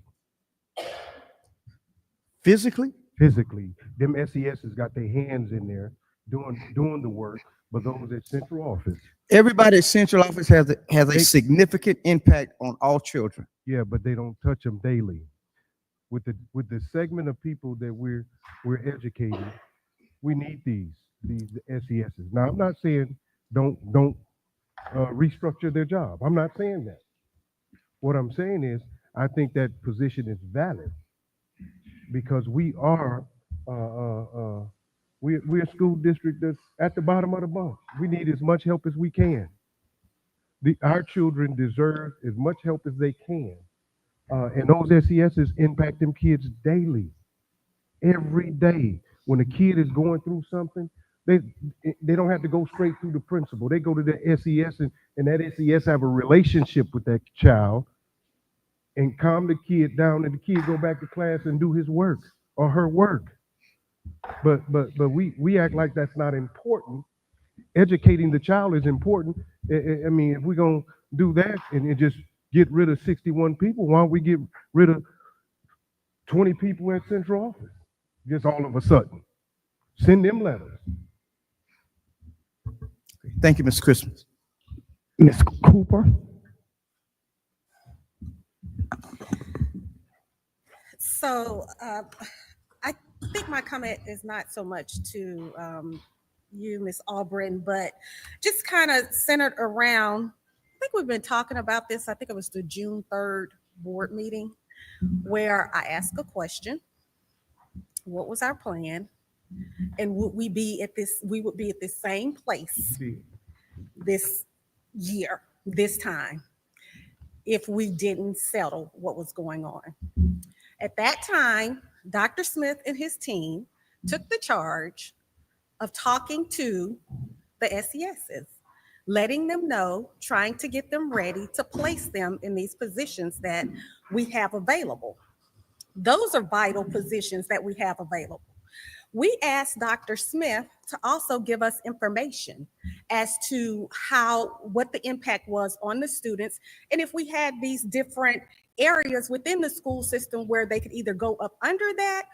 We also asked him was it a duplication? He clearly gave us all this information. I'll read this. So it's an overlap in responsibilities. And first of all, let me say this as far as with the grant money. When we received the grant money for the SESs, we knew, and also they knew, that the money was going to eventually run out. Dr. Smith last year so gratefully said, let's give them another year. So at least we can try to place them in that position. What I can say is, of course, we had robust discussion last year about this, but we went ahead and passed that so they could have the opportunity to find something else within the district. What I'm hearing up here is that some of my colleagues are saying, oh, okay, we didn't give them enough time. We sent the letter at 7 o'clock or whatever the case may be. We gave individuals a full year. And it's like my colleague said, we want the individuals to stay in another capacity to help the kids, because you're still touching the kids in some kind of way, whatever that is. But there is a overlap in responsibilities. So the service is still there for the kids, and you can just service them in a different way. We want to keep everyone. We just cannot afford to keep paying. I think last year's ticket was 6.6 million. Am I correct, Ramona? It was 5 million last year. 5.5 million that we had to take out of general fund. We can't continue to, I guess, foot that bill for positions that are not even refunded. We're getting nothing back from those positions as far as however much they give. What's the Earning the QBE or CPI reimbursement. Right. So we just need to find a creative way to still use these individuals without them losing their jobs. But SES is not going to be the way, because that's an additional, I think this year 6.6 is what they brought to us and showed us that our the cost would be to keep them. And then on top of that, Dr. Smith gave us another list of other positions that were grant funded. So, and I think at the end of the day, it came to like $14.1 million. We cannot afford to take that hit. And especially with what's going on in our, in Washington, we just can't afford to do that. We'll look up, here I go again. Last year I said this, I'm saying it again. We'll look up next year and our budget will be really all out of whack, because we're trying to fund positions when we really can't afford to fund those positions. Do we want to continue to keep those individuals that have worked as SESs? Absolutely, because we value all the employees. Can we afford to keep them in the capacity and the status that they're in now? We can. And that's the facts. Thank you, ma'am. Ms. Bowles, before I get to you, let me just ask a real simple question. Ms. Albritton, Yes. I don't mean to be personal, but how long have you been with this organization? How long have I been with the Yes, district? I started in 2003, so this will be 2003. my 22nd year. 20 years. 22. Over 20 years. Yes. Have you ever seen a situation where people ran out of the grant money and had to be let go because the grant ran out in your 23 years of being here? Has that ever happened before? Yes. Has it happened more than once? Yes. More than twice? Yes. Quite So a few grants, times. yes, because we're always receiving grants, and grants have a shelf life. Okay. And when this went through, in your experience of being in the organization, did the superintendent extend an additional year before even after the grant ran out? Did the superintendent extend time for the workers to still be with the organization? I can't recall a situation where that degree of grace has been granted. Has it ever happened to you? So I have been involved in 2 realignments. You personally? Yes. Can you tell me a little bit? And I'm sorry to question you like this. It's just I want the public and the board to get a feel for what you had to go through. If you don't mind. I mean, if I'm being too personal, I apologize. But what was that experience like for you? Did you receive a letter? Yes, we did get a notification, a different type letter, but yes, a notification. So I was a school-based instructional coach. The district went from a school-based instructional coach model to a district centralized instructional coach model. And so all of the instructional coaches, at that time, there was a literacy coach and a math coach at each school. We were told that the model was being redesigned. We would all receive teacher contracts. They would redesign the position, and we all had to apply. So what you're telling me is that when this happened to you, you immediately took a teacher's contract just to make sure that you had a job the following year. Okay. And during that time that you had this teacher's contract, could you have looked for another job or wait for another job to come up at that time, even though you had that teacher's contract? Could you have done that? So at that time, the deadline to be released from your contract without penalty would have been June 15th. So just Gotcha. depending on when the The timing. communication was done, I would have had until June 15th. But I'm my own family. Right. And so I recognized that I needed to either Okay. accept that I would be a teacher of record, decide to Did they pursue. give you a year's worth of time to get this together? They didn't give you personally a year. No, I wasn't provided a You were year's. not provided that. All right. Thank you very much. Ms. Bowles? The main thing I want to say is thank you to you, Ms. Albritton. And the reason I wanted to start with gratitude is I feel like it's unfortunate that some of my colleagues are enjoying the performative and not the practical, because this is not the first time that we nor our staff or community has known about the ending of this grant and the roles attached to it. So I thank you for not only notifying folks as we said we would, but allowing folks to lift their voice despite their knowledge of that. And I'd say that the best way that we can all be student-centered and scholar-driven is to make sure we have a fiscally responsible district that is able to perform and fulfill its duties for our children. And one way to do that is to be sure that we are wisely leveraging the positions that are fulfilled by state and or federal funds. So I just wanted to say that for the sake of the record and the community, that this is not a desire problem. This is a math problem. And we can continue our advocacy for more roles at the state and federal levels, especially in the height of all that's going on. But I just want to thank you for keeping our word, because no one is surprised or hearing of this plan for the first time this evening. Thanks for all you do.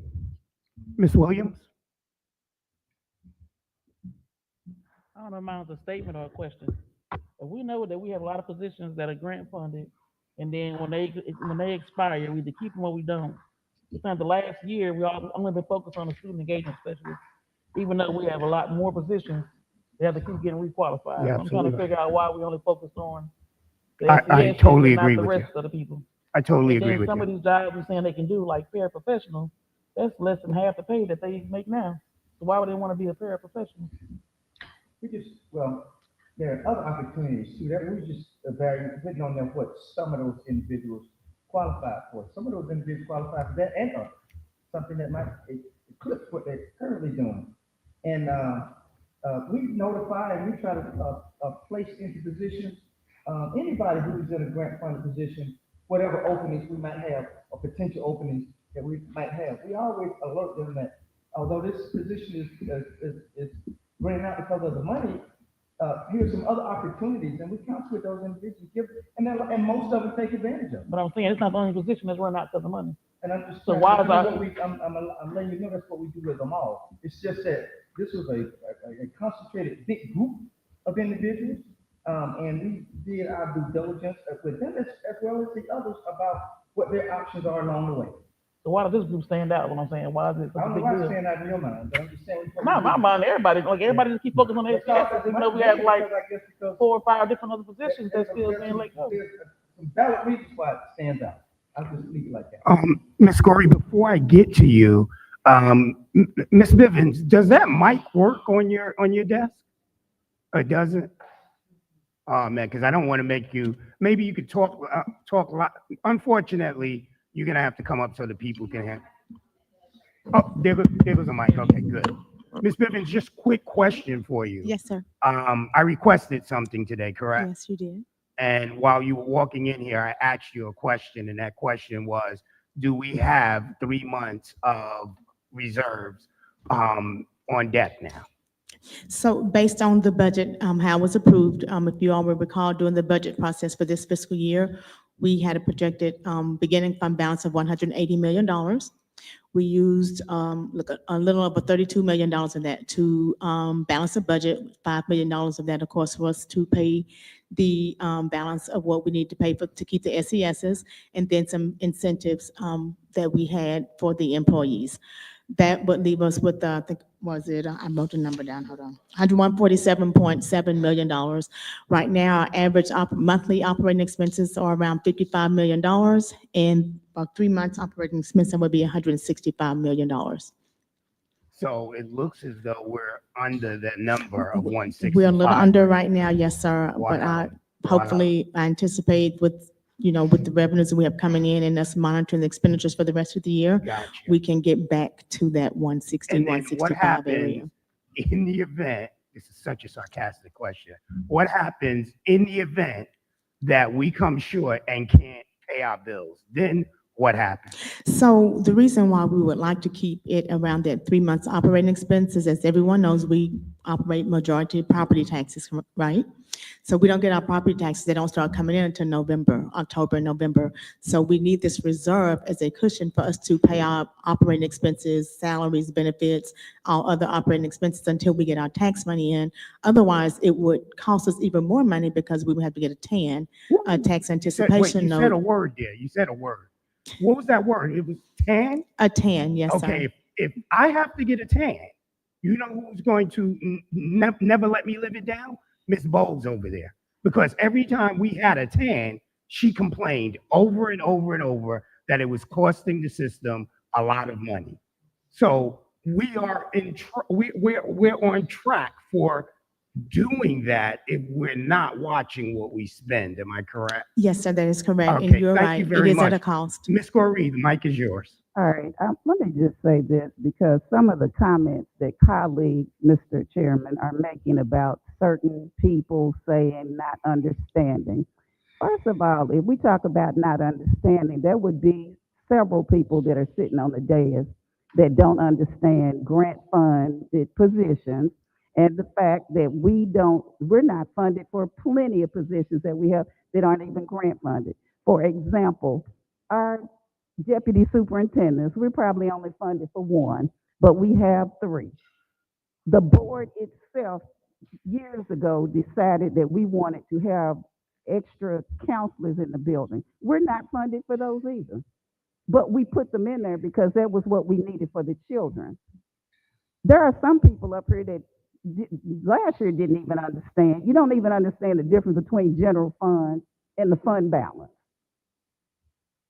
And it's very obvious of who there, as Ms. Williams said, why are we picking on student engagement specialists? If we understood that we went into the fund balance to fund them, for them to stay again.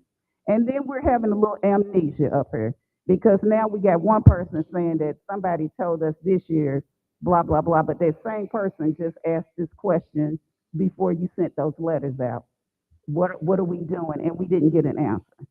What I'm concerned about this evening is the fact I know I had a job that was grant funded. and it ran out. It didn't run out when I had the job, but someone else, I left the job, became a board member, and another grant picked it up. But we have always been very decent in the way that we dealt with our employees. We generally would, just like this year, if we were going to send a letter out, I just feel like what would have been appropriate would have been, hey, let's call these people in and say, hey, you know, we had this discussion last year. We're going to let you all go. Here's some opportunities. Ms. Hill talked about, she read this list. We all have this list up here that there are 22 student engagement specialists that could be paraprofessionals. Well, right now they probably make $40,000 or $50,000, and parapro jobs make 25. So if it's all right with you to have your salary cut in half, then that's all right. But what I'm asking for us to do is not to just pick on student engagement specialists. If we need to eliminate some other jobs, then we need to really sit down before we pick on one group of people and look at all the jobs and see where services are duplicated. Because we have a grant, the language arts grant. I think either it's ended, has it ended now, and those people won't have that job next year. Right. So those people are going away too. I just asked a little simple thing. Can we just sit down? Can we look at all the positions and look at our budget? And guess what? If we have to have a tan, it's not going to kill us because we had tans before.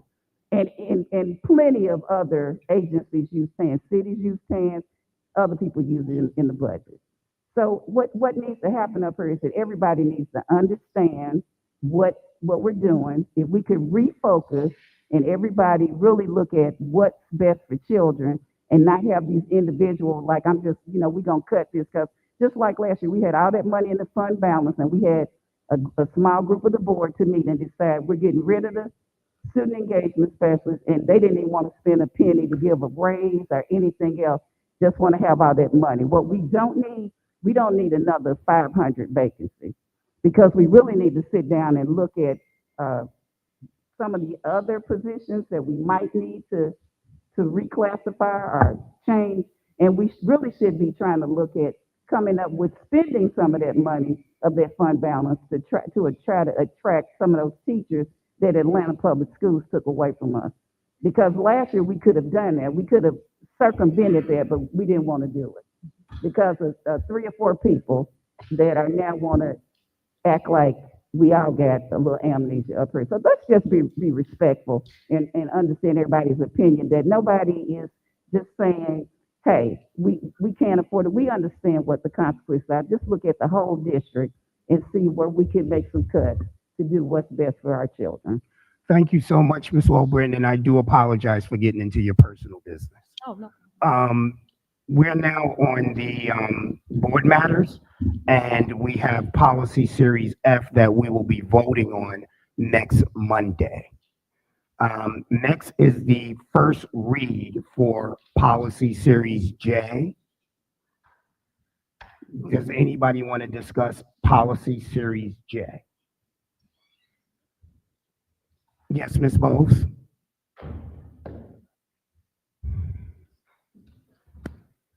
I am trying to switch my thoughts from one subject to another. Thank you. Okay. When it comes to policy J, right,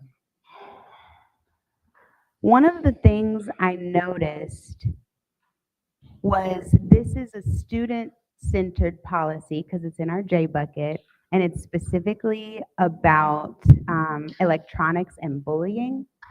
And it talks about the change being anchored in SB 351. And that's on my mind because that was passed in the 2024 session, goes into effect this summer. And I see a lot of alignment between our policy and that bill, but one of the changes I see in the newly suggested version is to remove the language about whether or not the bullying started on a device at school. That part was removed. And I was curious about that. I'm sure there's a reason, but I'd love to hear your thoughts. Perhaps one reason that happened was because there's language added about it starting on a school device, like a school-owned device, and maybe that's maybe that's your point, Ms. Garrett, that if it started on a school device, the assumption is that it's ours anyway. Just noticed that that was one of the only changes. And I find that our social media bullying can happen on any campus. And I was just wondering, or any location, I was wondering why it was removed about starting it on school property. Yes. Good evening again. Actually, it was removed and revised for that very reason. What we are finding, especially, is we're working through gaggle and just within the school system, something we did report out in cabinet.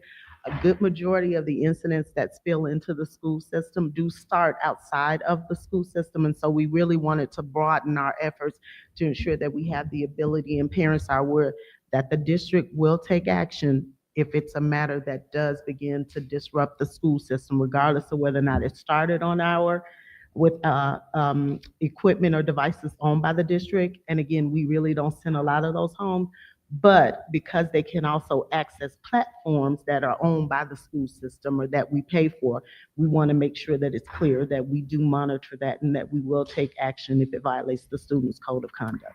That was my understanding too, Ms. Garrett, but I think the change doesn't say that. So maybe we can just double check, because we're on the same page that the bullying can originate any location, and we want to be able to address it, especially if it's used with our devices. It looks like the change doesn't reflect that, though. It looks like that part was omitted. I also could be reading it wrong, and maybe you can help me No, understand we'll the check edit. it. What we did was we tried to make it broader, but we'll double check it and then we'll bring that back for the next read. This is the first, we'll double check that. And then we'll also work with Dr. Colbert's team, and then we'll make sure that provide clarity and make sure that that's clear. Thank you, Ms. My Garrett. pleasure. And that concludes my question about the J policy, Mr. Chair. Thank you, Ms. Bowles, and thank you for bringing that out. Ms. Baker? This is a little off subject, but it just had a case. I believe it was Texas, 11-year-old girl committed suicide. She was Hispanic, and her schoolmates kept saying that they were going to call ICE on her and her family. And that breaks my heart. I'm sorry. So we need to take this very, very seriously, because she never told her mom, but she told the teacher, and the teacher knew, and the principal knew. And you can't bring back an 11-year-old child. So when it comes to bullying, I think we should have the strongest policies available. Agreed. Thank you, Ms. Baker.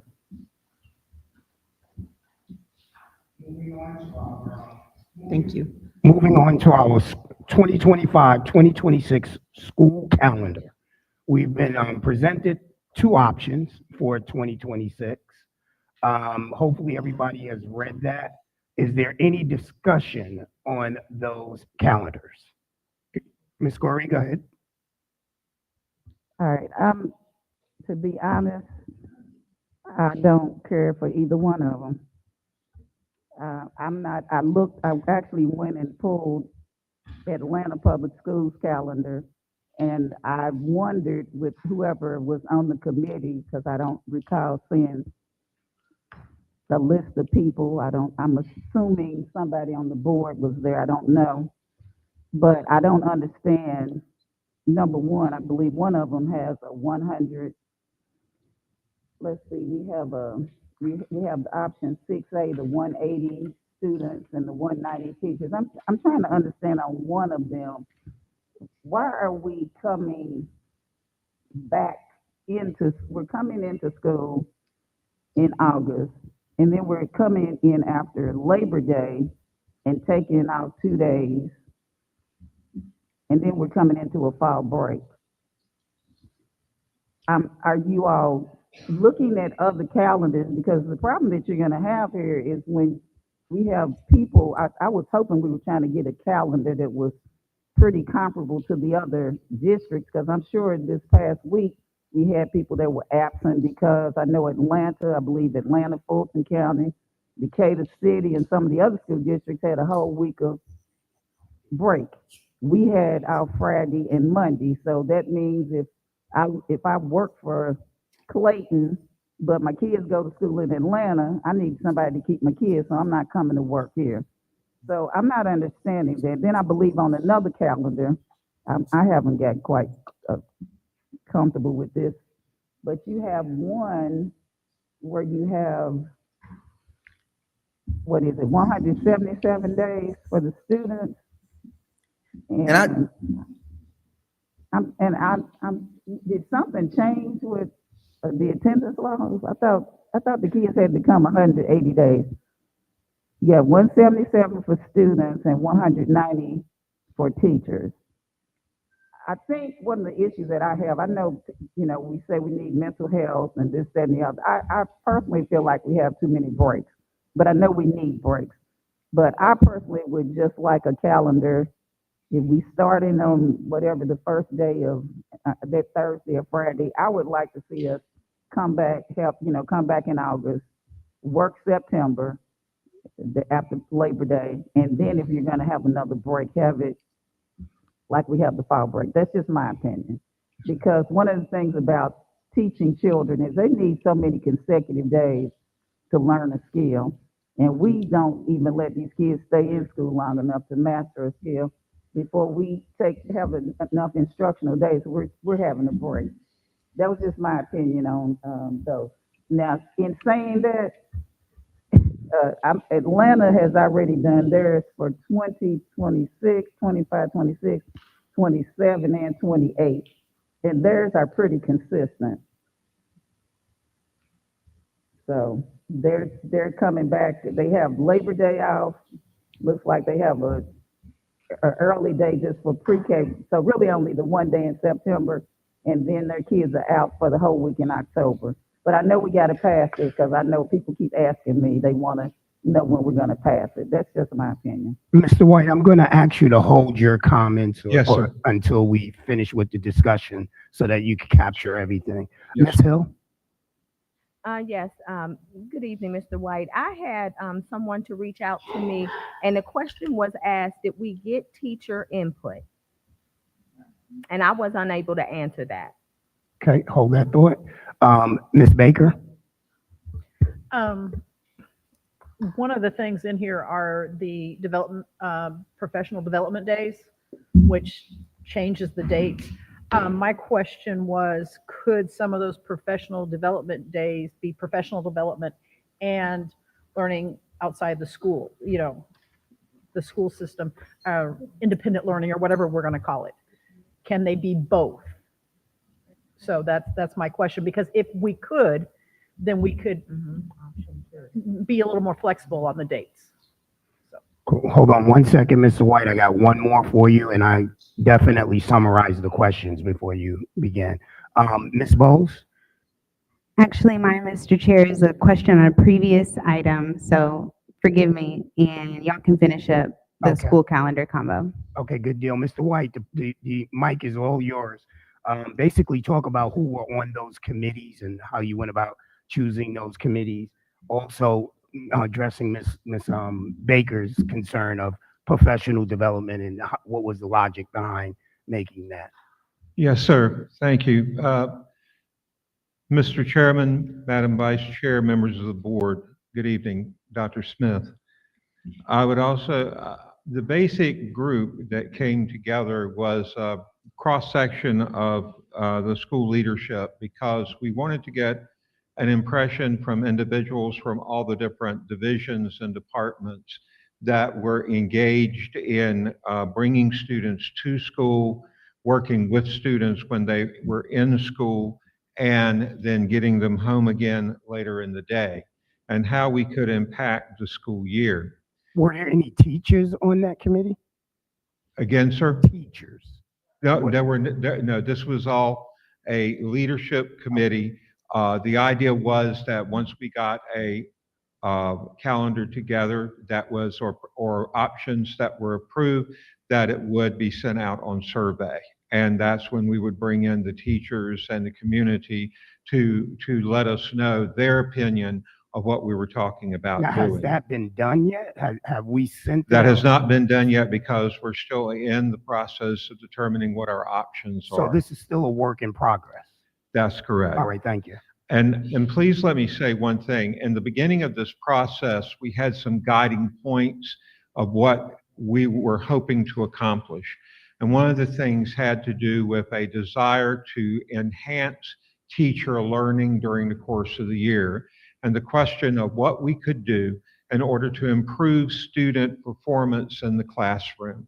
And we felt that one way of doing this would be to work with our teachers during the course of the year, throughout the year, to hold special days in which we would work with our staff, teaching and learning and professional development. We're in the process of having these discussions, of reaching out to our teachers so that they would be in some way supported throughout the year, and hopefully that would improve classroom instruction to the point where that would improve student performance on standardized tests in our classrooms and in terms of overall academic performance. That was probably one of the biggest reasons that we came about with PLDs. There was a discussion during one of our meetings that we would take these days, and these are non-instructional days. These are not counted in the 180 days that students would attend school. In fact, these days have been around for ever since the governor gave 10 days to teachers instead of an increase in salary decades ago. These are days that we have normally placed at the beginning of the year in pre-planning, at the end of the year in post-planning, and have found places throughout the year. The days were brought back in. With regard to the option that Ms. Gorey referred to with the 177 days, that was an outlier type option, out of the box type thinking, where we could request a waiver from the state to reduce the length of our instructional year to help enhance the teacher learning and also to change the last day of school. Because one of the worst things that you've got to look at in this calendar this year is the fact that Memorial Day is as late as it can be in the calendar. I mean, as early, excuse me, as it can be in the calendar. And by virtue of that, we will, for the first time in a number of years, be going to school after Memorial Day. We have to do it in order to get our days in. Now, that can change if we decide to make alterations to the PLDs, if we move days around, push them to the outside before first day of school, after last day of school. That is, of course, the purview of the board and what we can work with in developing the options. These options were developed in such a way to provide a maximum benefit of professional development throughout the course of the year. That's how these were developed. And no one else is doing it this way. Most of the school districts around us are bringing in their teachers for an extended number of days prior to their first day and then afterward during post-planning and things of that nature. A number of our school districts do not have fall break. They have a few days in the fall, but they don't take a full week during the time, but a number do. And we match those school districts in terms of the actual day that the fall break will take place. All of our breaks actually match up pretty nicely with other districts in the region. It's those extra days that's in there that may be different from one district to another. But the plan was to try and to provide the work days for our teachers so that students could, and I will say this other thing, that we did come up with a plan for students so that there would be some type of instructional opportunity available to students on an optional basis. That they would be, it's not exactly asynchronous learning, but it would be a way of students working virtually in order to not lose any time away from class, but the teachers would not be engaged. They would be engaged in professional development. Mr. White, thank you very much. Ms. Bowles? Thank you. No additional questions for Mr. White. Clarifying question for the board. I recognize we are on One second, number. you're not addressing this to Mr. White? I'm not. Okay, thank you so much, sir. Oh, yes, ma'am. Oh, Am I done? Oh, okay.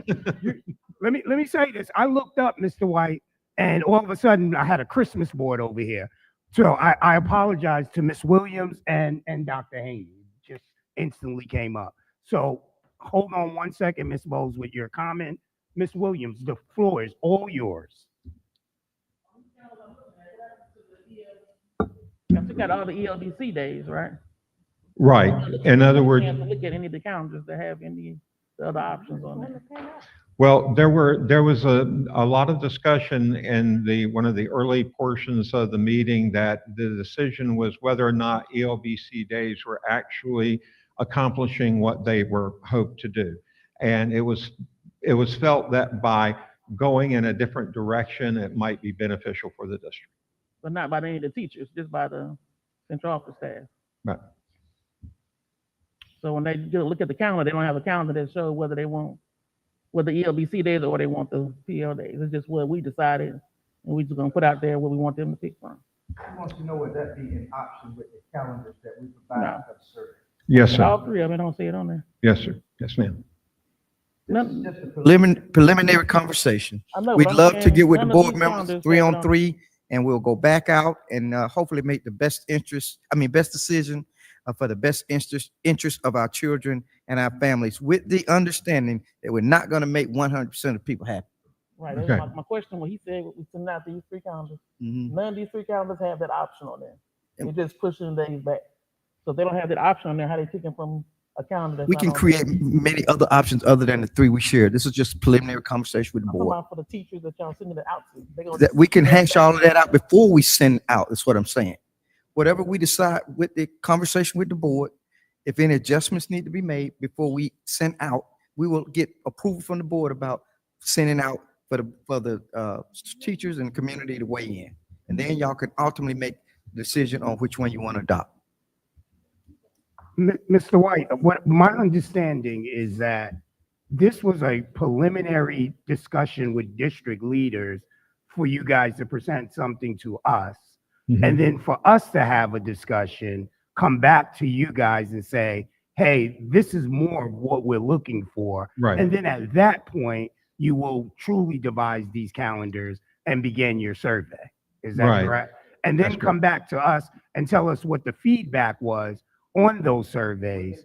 Right. And then a recommendation from the superintendent. So this is just to get the ball rolling. Is that correct? Well, the ball has been rolling. We're just gonna try to keep it rolling up maybe a little bit quicker and Right. faster, and do a turnaround as far as making sure that we can get information out to whatever survey type process we're going to do, because there are departments within our district that are waiting for our calendar so they can do their work on their Perfect. calendar. Do you have like a tentative time where you would like for this to be finished? Like a Well, I know that we have been as late as the April board meeting. We've been as late as the April work session and approving our calendar for the coming year. So if we get our discussions and comments back before that time, before you go out to survey, your ideal time of finishing this is the work session of April. Is that correct? It would be great if we could do it before then, but I would say that would be our absolute last minute to get it taken care of. Fantastic. Dr. Haney? This calendar, when you have the PL days and the ELBC days, you're saying the ELBC days were no longer? Is that what I'm hearing? Excuse me, The say that one more ELBC time. Days, are they no longer, or were they no longer? Okay. We're no longer, the decision was made to go in a different direction away from ELBC days. Okay, so we're doing PL days, right? That's what we're doing? PL. Okay, According to these calendars. Okay, according to these calendars. So that includes contractors as well, right? Does that include them as well? So what I'm asking is because there have been situations that have come upon our desk, whereas they are expected to work full days, correct? So when the district say you can go home early, are they going to be compensated? on those days, those PO days, because I don't see where the district says you can leave early dismissal. They're contracted for on these days here. I just want to know if they're going to be compensated for a full day, because that's beginning to be a question of concern at this point. Well, the days are, these are, like I said before, these are days that we've had forever. These are 10 teacher days, and they've been used in a variety of ways. We've had them for pre-planning and post-planning in years past, where teachers were there their full regular day, getting ready for the school year, and also checking out from the previous school year that has just been completed. And we've also had work days such as the first day back for second semester, which gives the teachers and schools an opportunity to get work done to get ready for students to return for the second semester. So these are those types of days. These are the 10 teacher work days. And right now, we've got 6 that are specifically scheduled in each of these calendars, if I'm not mistaken. There are 3 pre-planning and 1 post-planning day in each of these recommendations or options. They're not recommendations, they're options. But the 6 days would normally have been placed at the beginning or end of the school year, with a day maybe in October, a day in March, and a day, an extra day maybe in January. But that's where these days have been, and they have been used as staff development days in those cases. So they definitely are work days for teachers and full work days for teachers. Thank you, Mr. White. Ms. Corey? Well, I've heard at least 2 or 3 people up here ask. I believe Ms. Hill said that someone asked if teachers were there. I'm not sure. I know I've heard it 2 or 3, and that's my question.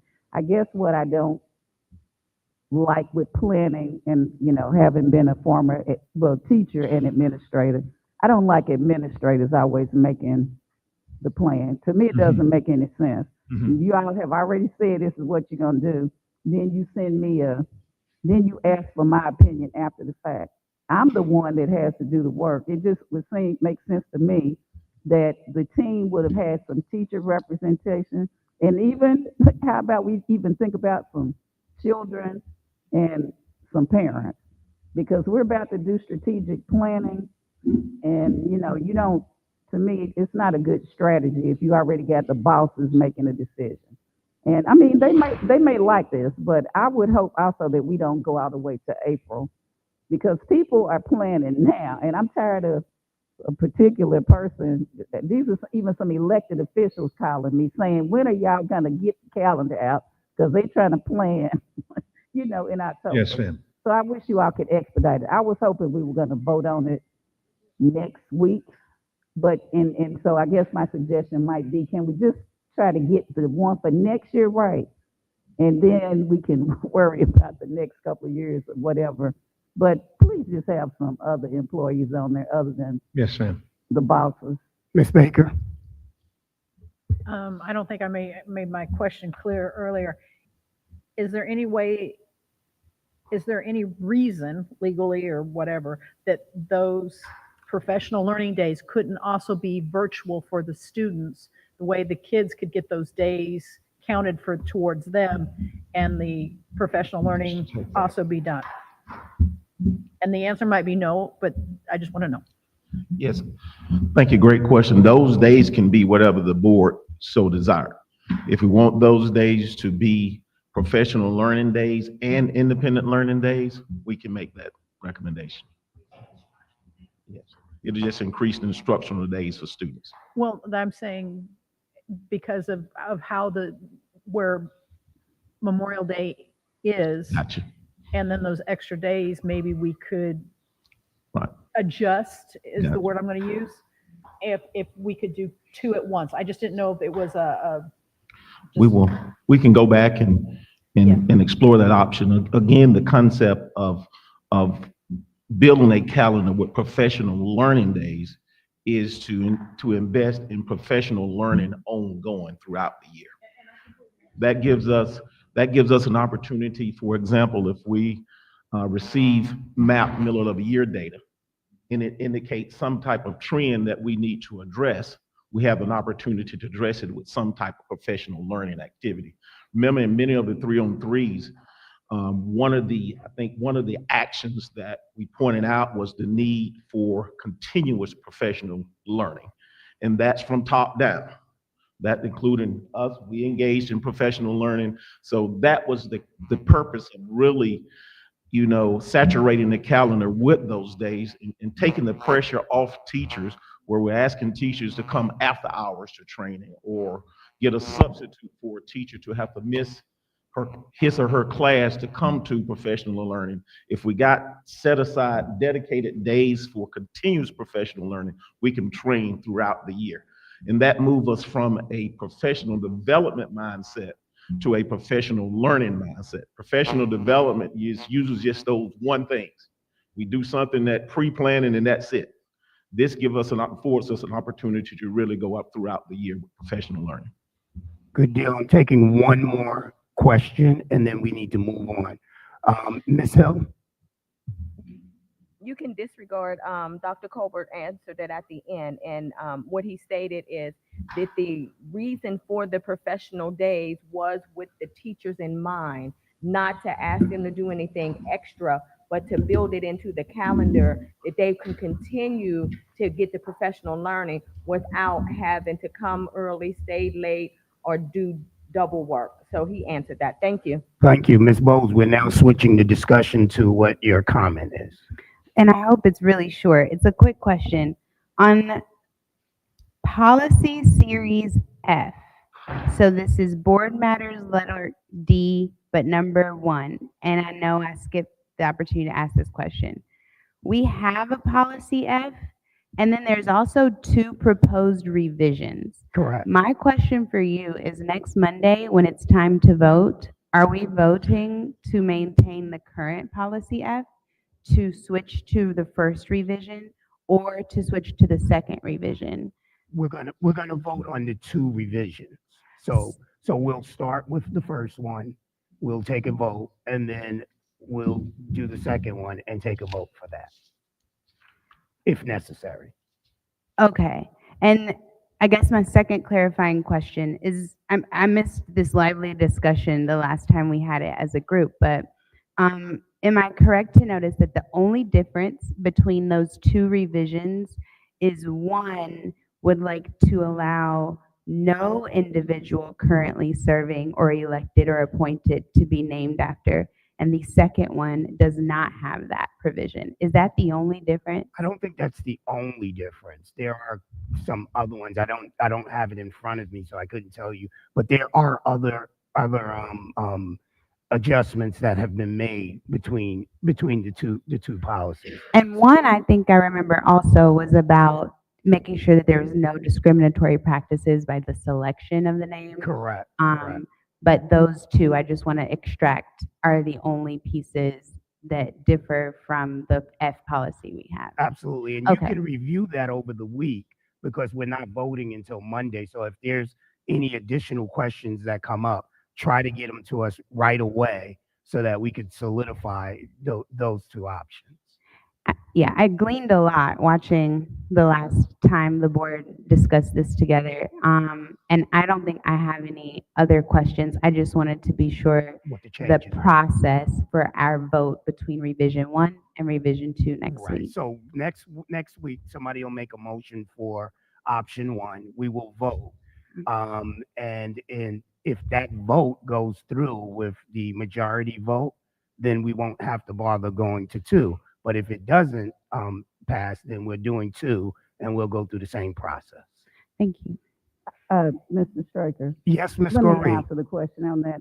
I was the one that submitted the second option because the first option had quite a few discriminatory statements, and she is correct. The second one did not have the statement about someone that was serving on the board. So if you wanted to add that, then that would be fine. But I would just say the first one was quite discriminatory. And if you're going with that one, then you need to go through that one and take out the what was in it. And then I also added some things in there that wasn't addressed because we had a fairly decent policy and you could have just really added those things that you wanted as opposed to going out.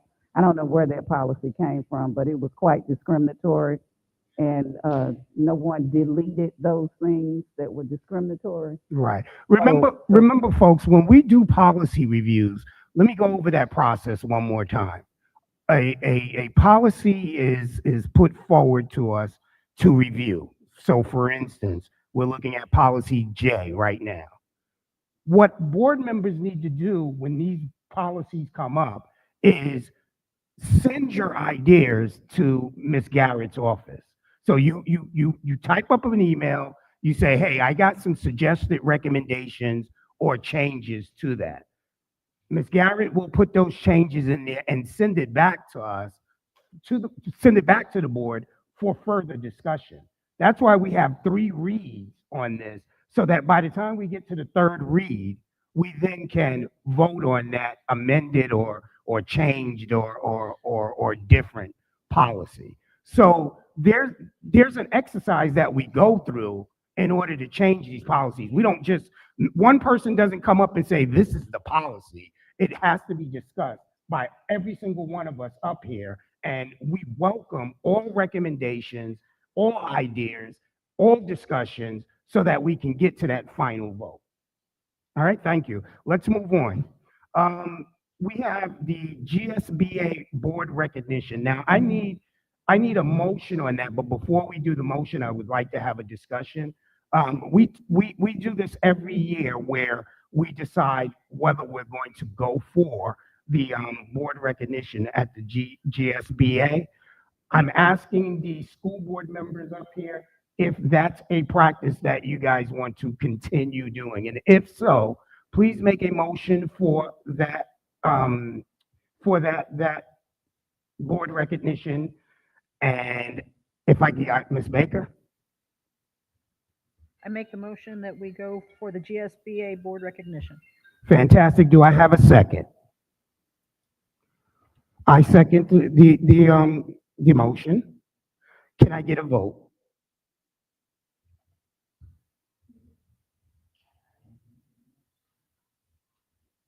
All right. Okay, I got 1, 2, 3, 4, 5, 6, 7. I got 7 yes and 2 abstentions. Okay. I'm sorry. Yes, that's correct. Okay. Mrs. Strickner, Yes, ma'am. are you sure I was looking at the agenda. I thought we were voting on it next week. For next. It says for next month. action today. Yeah, I know, but everything that's generally for action moves over to the consent agenda. the next meeting. I want to confirm that from our staff. Being that we just voted on that. I mean, I'm fine Right, with it. let's on it. I'm sorry, Ms. Bowles, what did you say? Yes, there's an update from Ms. Blyle that this was intended for action next week, but I see what you're doing. You can go ahead and finish that for this agenda item since we just voted. Right. Now, are you abstaining from that vote?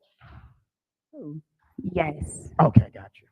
All right, so Miss Battle, we have 1, 2, 3, 4, 5, 6 votes yes. No, okay. No, mine was, I don't know how. Oh, you my didn't light vote? No, I don't know how to. Okay, you voted for it, correct? I'm sorry, it was for exemplary board? Yes. Yes. Mm-hmm. All right, so Mr. Battles, I have 7, right, 1, that is correct. Thank you. And I'm gonna go forward with the next, the board vision resolution, which is necessary in order for us to achieve board recognition. But Mr. Striker. Yes, ma'am. Before, is that also, let me make a suggestion on Go that. ahead. Can you just let us do it next week? Because I think that some of them may not quite understand, but I mean, because basically. Okay, I might change my vote next. Okay, no problem. We're going to pull this and vote on it next week. No, we're not pulling it. It's just for For- discussion. Right, we're gonna pull our votes for tonight. Yeah. And we will do this again next week. All right, Ms. Baker, you voted against that? Or did I hit that? Okay, all right, all right. All right, folks, we're almost there, be patient. But I think, Yes, ma'am? where are the, oh, I guess that's, I'm sorry, you might be going down to the next one where I was looking for delegates. All right. The next thing on the agenda that's for action is the lease agreement that we discussed last board meeting. That lease agreement is for the Chamber of Commerce. Can I get a motion for that lease? Ms. Baker, I move that we accept the lease as presented. Ms. Cooper? The motion has been made and properly second. Can I get a vote?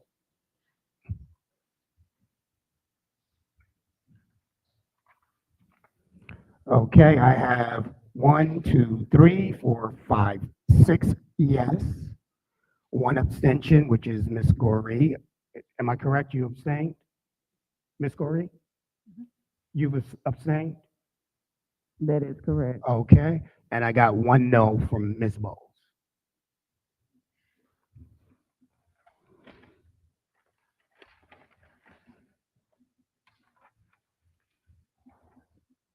We're almost there, folks.